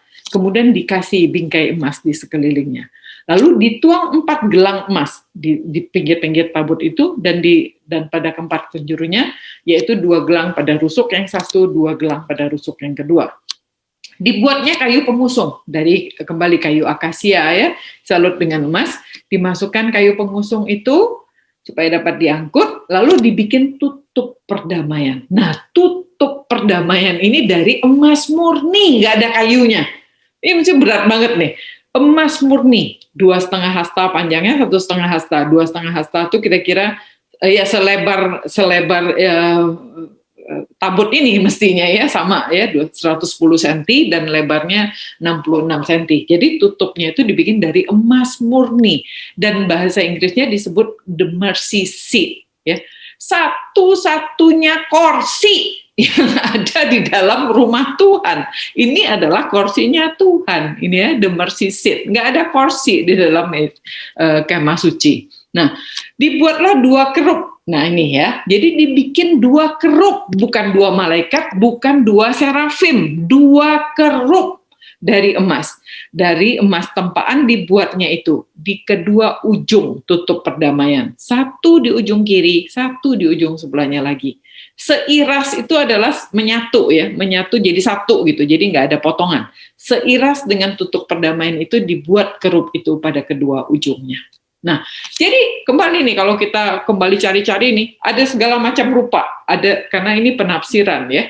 Sehingga kalau kita lihat, ada orang yang membuat seperti ini gitu. Ada yang modelnya begini, ada yang modelnya begitu. Ya. Nah, ada yang bentuknya kayak begini. Nah, saya tidak mempermasalahkan ini ya. Jadi ada juga yang bikinnya itu bahkan berdiri di pinggir tabut perjanjian. Jadi anyway bentuknya pun seperti apa. Nah yang menarik dari sini adalah ayat 9. Kerub-kerub itu mengembangkan kedua sayapnya ke atas, sayap-sayapnya menudungi tutup perdamaian itu, dan mukanya menghadap kepada masing-masing. Jadi berhadap-hadapan. Kepada tutup perdamaian itulah menghadap muka dari kerub-kerub itu. Ya.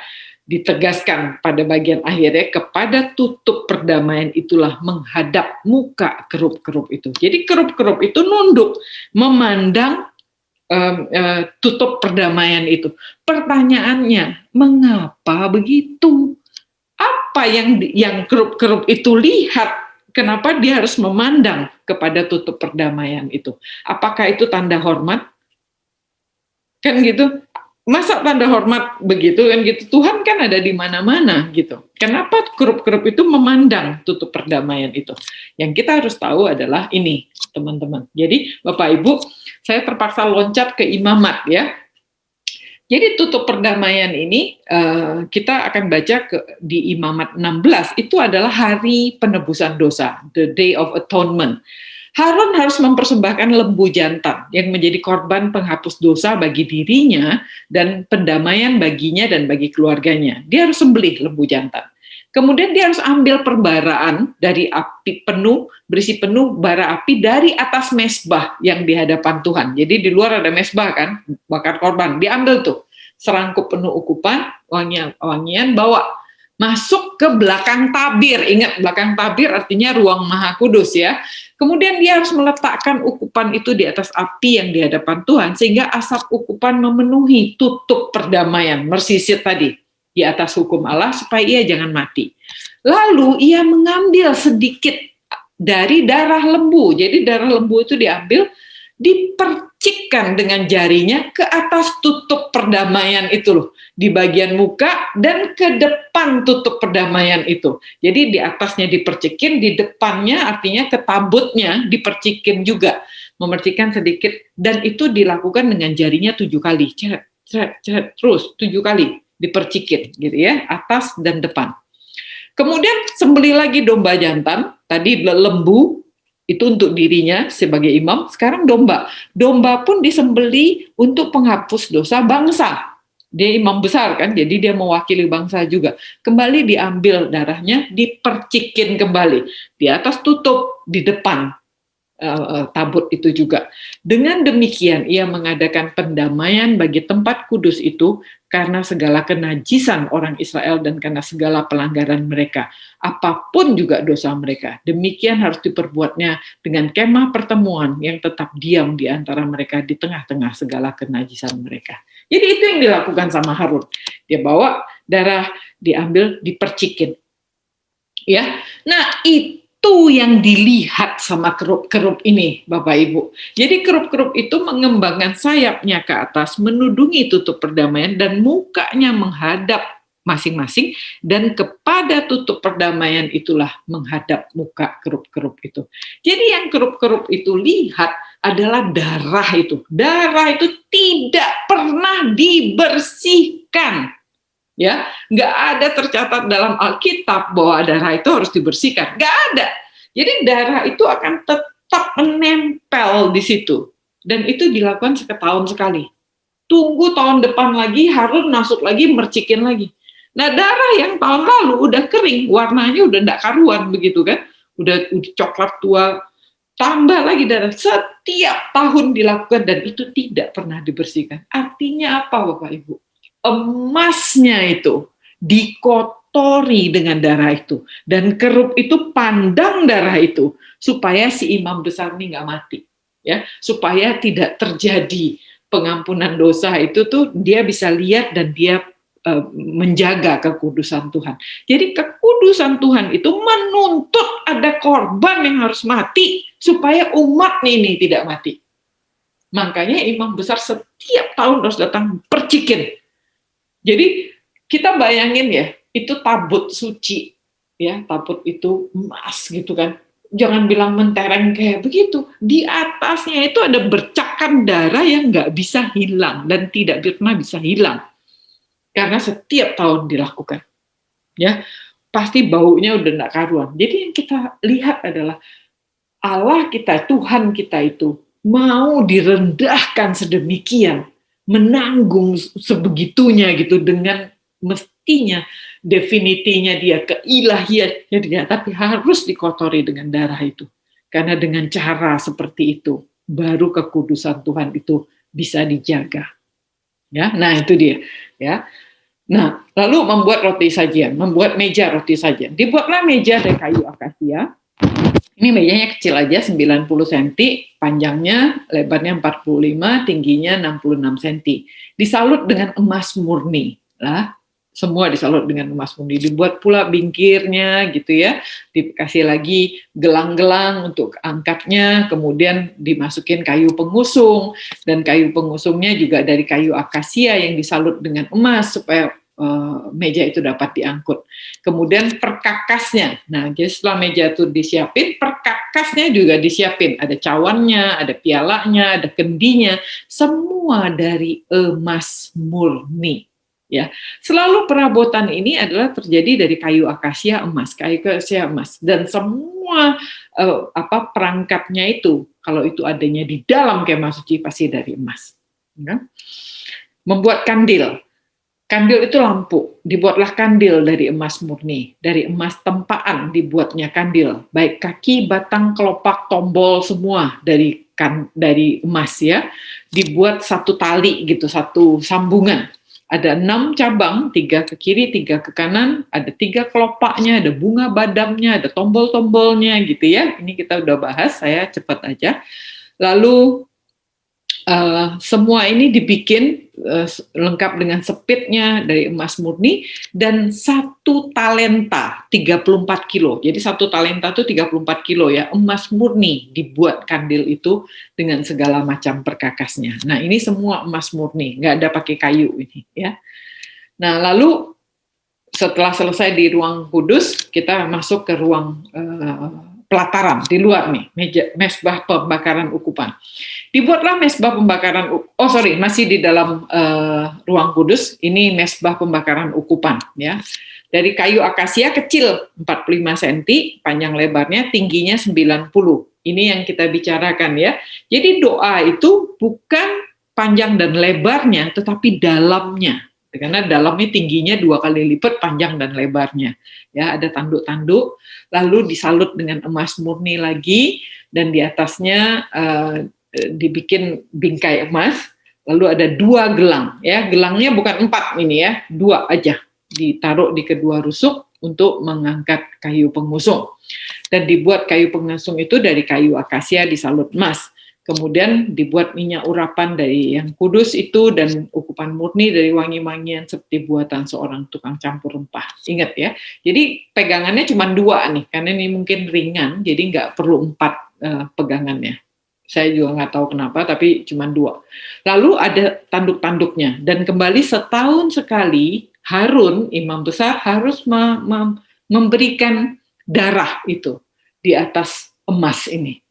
Kembali ya, untuk mengangkat doa itu hanya bisa diterima Tuhan kalau Tuhan itu lihat ada korbannya.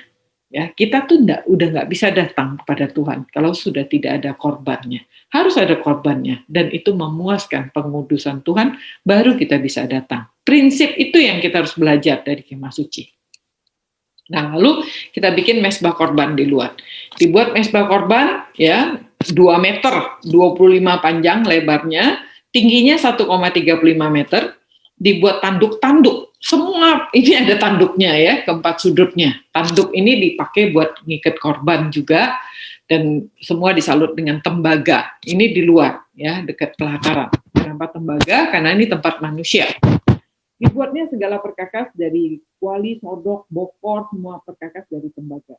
Lalu dibuat kisi-kisi ya supaya apinya bisa nyala, dibikin 4 gelang untuk masukin kayu pengusung kembali ya dari akasia, dan kemudian disalut dengan tembaga, baru mesbah itu dibikin berongga dan dari papan. Jadi prinsipnya adalah bagaimana apinya tuh nggak padam gitu, ada udaranya supaya itu bisa tetap menyala gitu ya. Jadi ini diatur dengan detail oleh Tuhan. Nah, ini yang paling menarik nih, membuat bejana pembasuhan. Jadi dari seluruh perenungan saya tuh sangat tertarik tadinya tuh dengan pembuatan Kemah Suci tadi yang dari papan-papan itu benar-benar mencerminkan iya ya kita nih manusia disalut sama Tuhan, dibikin papan gitu. Nah, yang ini lebih menarik lagi karena ini kebetulan bicara tentang perempuan ya.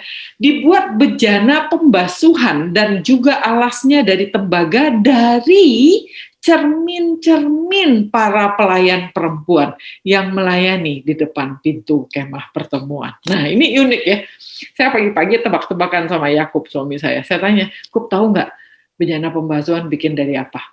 Dari pedang katanya begitu kan, karena dia tahu itu dari tembaga. Kagak loh, rupanya dari cermin. Nah, cermin zaman dulu adalah seperti ini bukan? Jadi nggak pakai cermin seperti kita sekarang ya, belum ditemukan. Jadi mereka pakai tembaga yang dipolish gitu, di apa itu dipolish ya apa sih? Diusap-usap gitu, mengkilapkan begitu ya, dan itu dijadiin cermin. Nah, cermin ini yang dilebur untuk menjadi menara bejana pembasuhan. Nah, apa tuh artinya? Nah, ini ya cermin ya. Jadi dulu orang bercerminnya kayak gitu tuh. ya, karena nggak ada cermin seperti sekarang. Nah, artinya ini adalah sebuah petunjuk dari Tuhan untuk menjadi bersih, ya, pembasuhan di hadapan Tuhan. Langkah pertamanya adalah rela nyerahin kesombongan, pemusatan diri. Kita kenapa sih cermin? Kan pengen cakep, pengen bagus. Nah, ini yang dilebur, dihancurin, ditempa ulang untuk menjadi bejana pembasuhan. Dan itu tuh ngomong banget gitu ke saya sendiri gitu ya. Jadi cermin adalah benda yang membuat kita tuh memusatkan perhatian pada diri kita sendiri. Nah, ini ditransformasikan menjadi tempat penyediaan air yang digunakan untuk membasuh. Nah, yang membasuh ini siapa yang dibasuh? Perempuan-perempuan itu tidak dibasuh. Yang dibasuh ini adalah imam-imam Tuhan. Jadi kita nih, saya bicara kita nih, para wanita nih, yang mungkin jadi mamah, yang mungkin jadi istri, ya, yang kita basuh, yang kita harus rela itu adalah kita harus menjadi merelakan kehormatan diri, merelakan pemusatan diri ini untuk menjadikan para lelaki yang Tuhan titip ke kita, apakah itu suami atau anak-anak kita, dibersihkan untuk mereka siap menjadi imam Tuhan dan melayani Tuhan di kemah sucinya.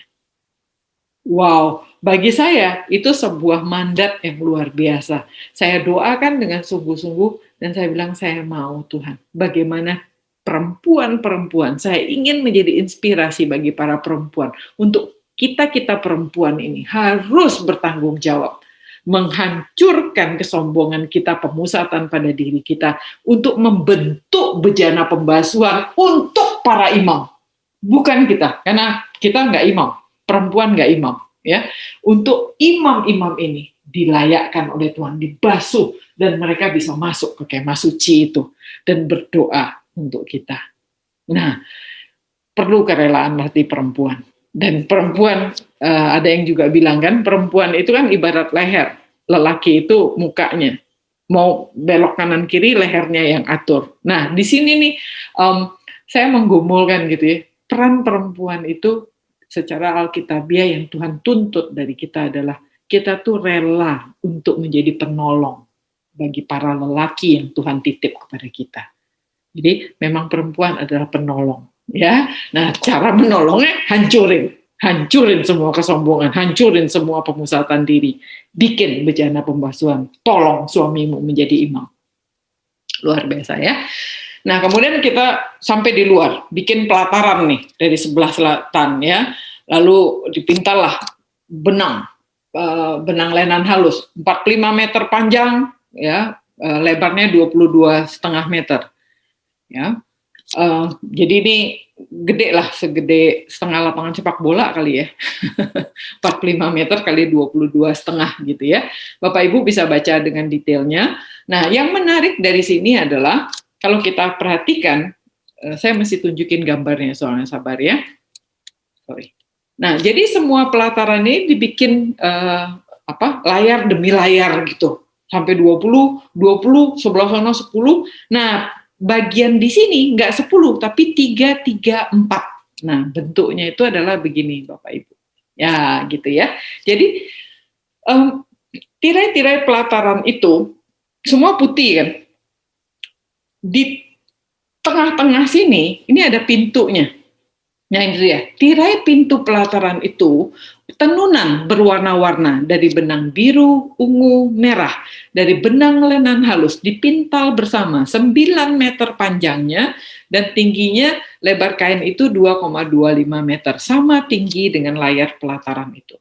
Jadi bayangkan ya kalau kita tuh melihatnya gitu. Dari segala macam sisi nih, Bapak Ibu ya, lihatnya nih dari jauh gitu ya. Ke kiri kita lihat putih, sebelah sana putih, sebelah sini putih. Nah, pintu itu cuma ada di satu sisi. Jadi untuk orang masuk, kalau dia datang dari sono ya terpaksa muter, mau nggak mau, pintunya cuma dari sini. Nah, ini melambangkan kembali Tuhan Yesus. Tuhan Yesus cuma bilang, akulah pintu. Barang siapa masuk melalui aku, ia akan selamat. Dan ia akan masuk dan keluar menemukan padang rumput.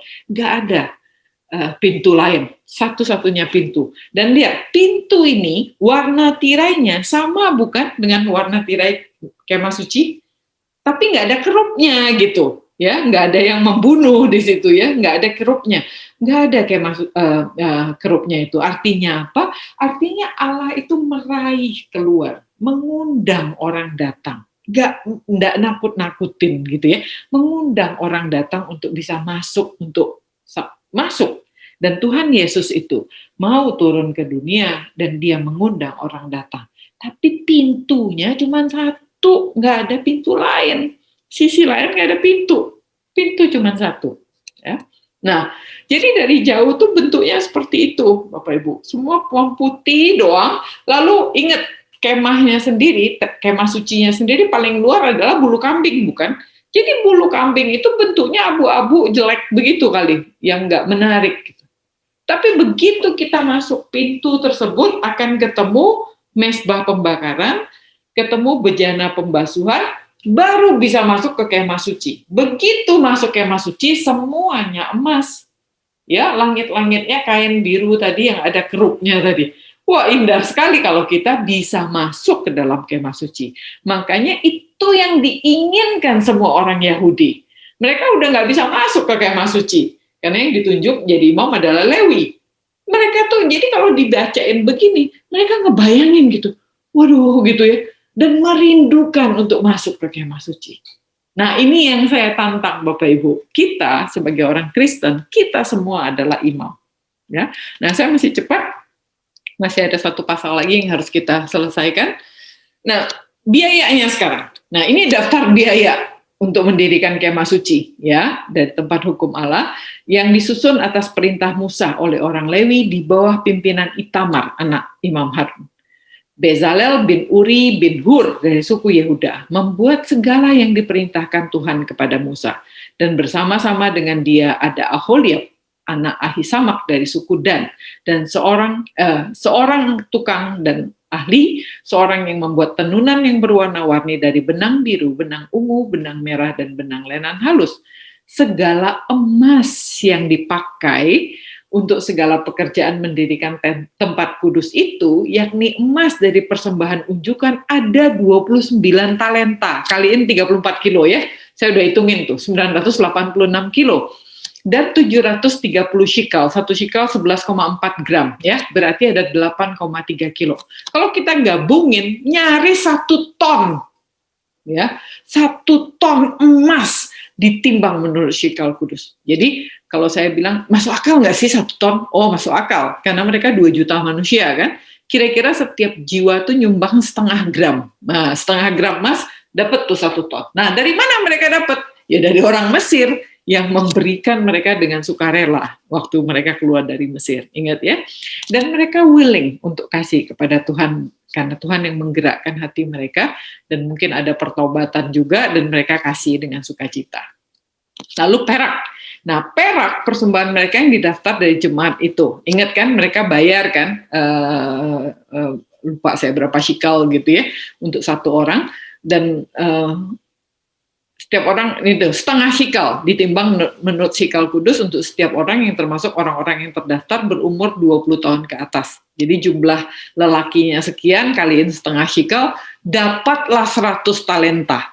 100 talenta itu 3.400 kilo artinya ya. Nah, 100 talenta itulah yang dibikin 100 itu alas tenda tadi. Ingat kan 20 kan 40 tambah 10. Nah, sama pintu tirai tabir ada 4. Jadi 100 persis tiang itu masing-masing tiang 1 talenta. 34 kilo gitu.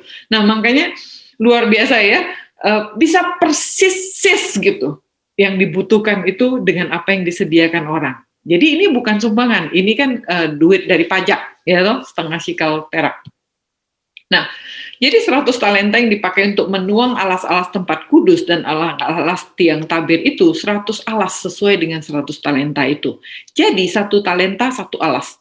Dan dari 1.775 shikal itu dibikin kait-kaitnya untuk tiang-tiang tadi, disalutnya lah kepala tiang dan dihubungkan tiang-tiang itu dengan penyambung-penyambung. Jadi semua perak kepake. Semua tembaga juga demikian. Dari persembahan unjukan itu ada 70 talenta. dan 2.400 shekel. Dan itu ada, yaitu tadi cermin-cermin para perempuan termasuk di dalamnya ya. Daripadanya dibentuklah alas-alas pintu kemah pertemuan, mesbah tembaga, kisi-kisi tembaga, segala perkakas mesbah itu, alas-alas pelataran di sekelilingnya, alas-alas pintu gerbang pelataran, segala patok kemah suci, dan segala patok pelataran di sekelilingnya. Nah, terus kita masuk di pasal 39 tentang pakaian imam. Ini saya nggak bacakan ya, Bapak Ibu bisa baca sendiri, karena ini persis sama seperti kita sudah baca di pasal 28. Ya, 28 exactly the same. Nah, hanya saya mau tegaskan di sini. 39 ayat 7. Ditaruhnyalah pada kedua tutup bahu baju efod sebagai permata peringatan untuk mengingat orang Israel seperti yang diperintahkan Tuhan kepada Musa. Ya. Nah, ketika kita masuk ke pasal 39, setiap bagian itu ditutup dengan seperti yang diperintahkan Tuhan kepada Musa. Dan kita lihat berapa kali pengulangannya ya. Lalu dibikin panel dada, kan gitu, tahu ya, dia taruh permata. Nah, lalu bikin tirai rantai emas yang berulir dan seterusnya. Nah, di ayat 21 kembali. Kemudian diikat mereka lah panel dada itu dengan gelangnya pada gelang-gelang baju efod dengan memakai tali biru sehingga tetap berada di sabuk baju efod, dan panel dada itu tidak dapat bergeser dari baju efod seperti yang diperintahkan Tuhan kepada Musa. Ya. Lalu dibikin gamis baju efod, kita tahu ini kan dia pakai giring-giring juga, pakai ada delimanya itu, kembali ditutup dengan seperti yang diperintahkan Tuhan kepada Musa. Udah 3 ya. Nah ini juga dibikin plat khusus, kudus bagi Tuhan, kan gitu ya. Kembali ini nanti dipakein ke imam besar. Ditulis lagi di situ, seperti yang diperintahkan Tuhan kepada Musa. Jadi indah ya, setiap bagian itu nunjukin orang-orang ini nurut seperti yang diperintahkan Tuhan kepada Musa. Dan Tuhan berkenan, dan Tuhan senang banget. Kalau kita anak-anak Tuhan ya, nurut Tuhan seperti yang diperintahkan Tuhan kepada hambanya, Tuhan itu akan disenangkan. Nah, jadi ini rancangannya, ini jadinya kan gitu ya. Dan baik yang merancang, baik pun yang menjadikannya, semuanya tuh Tuhan terima. Nah, di bagian terakhir dari pasal 39, nah ini bagian terakhir kita, sebelum kita minggu depan akan menutup dengan pasal 40, ya. Demikianlah diselesaikan segala pekerjaan melengkapi kemah suci, yakni kemah pertemuan itu. Orang Israel telah melakukannya tepat seperti yang diperintahkan Tuhan kepada Musa. Demikianlah orang melakukannya. 5 kali ya, udah ngomong 5 kali ya, tepat seperti. Dibawa mereka lah kemah suci itu kepada Musa, yakni kemah dengan segala perabotannya, kaitannya, papannya, kayu lintangnya, tiangnya, dan alasnya. Tudung dari kulit domba jantan yang diwarnai merah, tudung dari kulit kambing, tabir penudung. Tabut hukum Allah dengan kayu-kayu pengusungnya dan tutup perdamaian. Meja segala perkakasnya dan roti sajian, kandil dari emas murni, lampu-lampunya, lampu yang harus teratur di atasnya dengan segala perkakasnya. Minyak untuk penerangan, mesbah dari emas, mesbah urapan, ukupan dari wangi-wangian, dan tirai pintu kemah. Mesbah tembaga dan kisi-kisi tembaganya, kayu-kayu pengusungnya, dan segala perkakasnya, bejana pembasuhan dengan alasnya, layar pelataran, tiangnya dan alasnya, dan tirai untuk pintu gerbang pelataran, talinya dan patoknya, segala perkakas untuk pekerjaan mendirikan kemah suci, yakni kemah pertemuan itu. Jadi di sini kita tahu, kan si Musa bikin kemah pertemuan sendiri, ingat ya, dia taruh kemah pertemuan di luar itu. Nah sekarang ini kayak digabungkan, makanya dituliskan kemah suci ini menjadi kemah pertemuan. Tidak ada lagi kemah yang Musa bikin sendiri, sudah terjadi di sini karena Tuhan mau tinggal bersama umat. Nah, pakaian jabatan yang dipakai apabila diselenggarakan kebaktian di tempat kudus, pakaian kudus untuk Imam Harun dan pakaian anak-anaknya untuk memegang jabatan imam.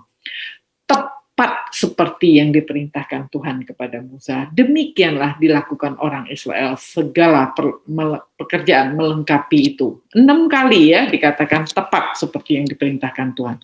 Dan Musa melihat segala pekerjaan itu, dan sesungguhnya mereka telah melakukannya seperti yang diperintahkan Tuhan. Demikianlah mereka melakukannya. Lalu Musa memberkati mereka. 7 kali dikatakan mereka telah melakukannya seperti yang diperintahkan Tuhan. Demikianlah mereka melakukannya. 7 angka sempurna. Jadi ketika pembangunan kemah suci ini, begitu Tuhan menggerakkan, dan semua orang dalam moodnya ini lagi bertobat semua kan, habis dimarahin Tuhan kan dari anak lembu emas kan. Jadi moodnya itu mood mengikuti Tuhan semua. Moodnya itu mood takut akan Tuhan, diancam sama Tuhan kan. Tinggalin lo, ya, jalan lo sendiri sama malaikat sono. Nggak mau lagi, Tuhan akan tinggal. Takut semua, mengkeret semua. Begitu mengkeret semua, begitu takut sama Tuhan semua, begitu hatinya bertobat, Tuhan gerakin. Terjadi kesempurnaan demi kesempurnaan. Selesai mereka kerjain ini, nggak pakai tunda-tunda. Ya, nah minggu depan kita akan membahas berapa lama mereka mengerjakan ini rupanya. Saya sampai penasaran ya. Saya sampai browsing itu bagaimana caranya itu melapis kayu dengan emas gitu ya. Apa yang harus dilakukan? Saya ini kan nggak ngerti kimia gitu. Wah, rupanya sulit sekali gitu. Jadi saya pikir-pikir nih si Bezalel Oholiab jago juga ya. Gimana caranya dia bisa mengelapis kayu dengan emas gitu, dengan teknologi sederhana yang mereka lakukan di situ. Dan harus sama rapinya, dan benar-benar cakep gitu, dan bagus gitu ya. Dan tidak cacat-cacat dan sempurna. Sehingga ini pekerjaan ahli yang berapa lama selesainya. Dan minggu depan kita akan menjawab itu, kita akan amazed gitu, akan kagum ketika kita menyadari, gitu ya, luar biasa gitu. Kalau Tuhan yang menggerakkan, Tuhan cukupin semua materi, Tuhan sediakan semua pekerjaannya, keahliannya. Ingat mereka tuh tukang bikin batu bata, tapi Tuhan siapkan, komplitkan, lengkapi sampai mereka semua siap. Selagi seluruh pekerja ini berintegritas, punya hati yang akan takut akan Tuhan, dan hatinya digerakkan sama Tuhan, beres semua pekerjaan besar seperti ini, selesai semuanya, dengan semua detail. Makanya Musa melihat pekerjaan itu, dan sesungguhnya mereka sudah melakukan seperti yang diperintahkan Tuhan. Dan Musa memberkati mereka. Ya. Jadi Musa yang mendapatkan visi itu, Musa sendiri mungkin juga bantu-bantu mungkin ya, karena tidak tercatat Musa melakukan pekerjaan apapun ya. Tapi ketika Musa melihat apa yang mereka kerjakan, dia apa yang ada di benaknya yang Tuhan perintahkan itu terwujud gitu di depan matanya, dia cuma bisa memberkati, nggak ada yang lain. Dia nggak komplain, nih kurang bagus nih, ini enggak. Musa bisa terima semua itu tanpa komplain, dan Musa memberkati. Wah, luar biasa ya. Nah, kita akan mengakhiri pelajaran kita hari ini di sini, tepat jam 9, puji Tuhan. Tapi saya sangat berharap Bapak Ibu tolong baca lagi ya, dan punya mood begitu, bahwa kita ini privilege bisa baca seperti ini, dan kita adalah imam-imam Tuhan. Nah, minggu depan saya mau mengajak kita ini menjadi imam, masuk ke dalam kemah suci bersama-sama, kita melihat pembagian ruangannya, kita melihat berapa lama pekerjaan ini dilakukan, dan apa yang relevansinya yang bisa kita ambil untuk hidup kita sekarang sebagai orang Kristen. Kita bukan orang Yahudi. Kita tidak berada di bawah hukum Taurat. Ya, peringatan akan Sabat itu gimana relevansinya terhadap hidup kita? Rest in Him itu, apakah Sabat itu sama dengan hari Minggu? Ya, saya bilang enggak. Ya, Sabat itu adalah spirit. Nah, itu akan kita ulas kembali di minggu depan. Tapi kita mau lihat apa sih relevansinya Keluaran ini terhadap hidup kita. Jadi saya sisakan satu pasal, dan itu pasal terakhir dari Keluaran. Hore, jadi saya senang juga karena kalau Bapak Ibu tahu bahwa persekutuan ini kita mulai memang di Atria, dan kita udah mulai dari Kejadian Desember 2018, dan puji Tuhan kita menyelesaikan Kejadian tahun ini di bulan Februari, dan kemudian kita sempat berhenti karena COVID, kemudian kita mulai lagi di bulan Mei, dan puji Tuhan kita sudah bisa mengakhirinya di minggu depan, pas di akhir tahun ya. Nah, jadi minggu depan saya mau minta masukan dari Bapak Ibu. Bapak Ibu kan punya nomor saya, WhatsApp, tolong kasih masukan, apakah kita akan melanjutkan kelas ini ke imamat, karena kalau Keluaran selesai, saya dengan sukacita akan mau saja, kenapa tidak, saya dengan senang hati akan melanjutkan ke imamat. Atau kalau kita doakan sama-sama, kalau memang itu Tuhan yang perkenankan, kita akan melanjutkan ke imamat ya. Dan imamat suatu kitab yang cukup tough ya, biasanya orang berhenti ya baca imamat. Nah, tapi bagaimana kita bersama-sama berjalan, ini susah nih kan. Tapi kalau kita rame-rame rembukan kayak gini, pasti menarik. Dan saya yakin firman Tuhan itu berbicara dengan baik kalau kita dengan sungguh-sungguh mau merenungkannya. Jadi tunggu minggu depan kita akan selesaikan kitab Keluaran. Mari tarik nafas yang dalam, kita masuk di dalam doa. Mari kita berdoa, mari kita tundukkan kepala kita hening sejenak.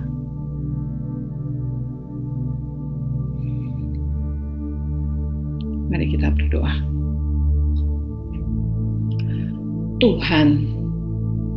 Tuhan Maha Sempurna,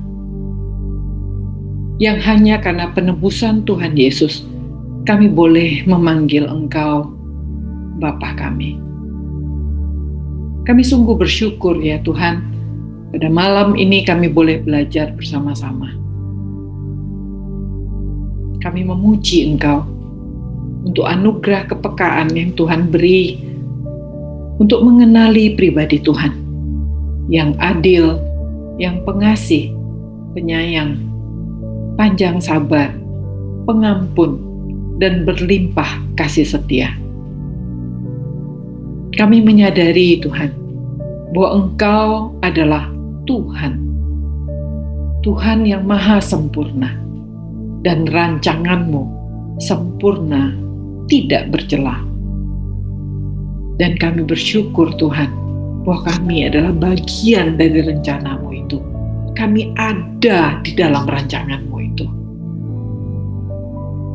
Tuhan Bapa kami rindu ya Tuhan, untuk bagaimana kami boleh membalas kasih setia Tuhan, yang sadar nggak sadar, nyata, sepanjang hidup kami, sudah kami nikmati sepanjang hidup kami.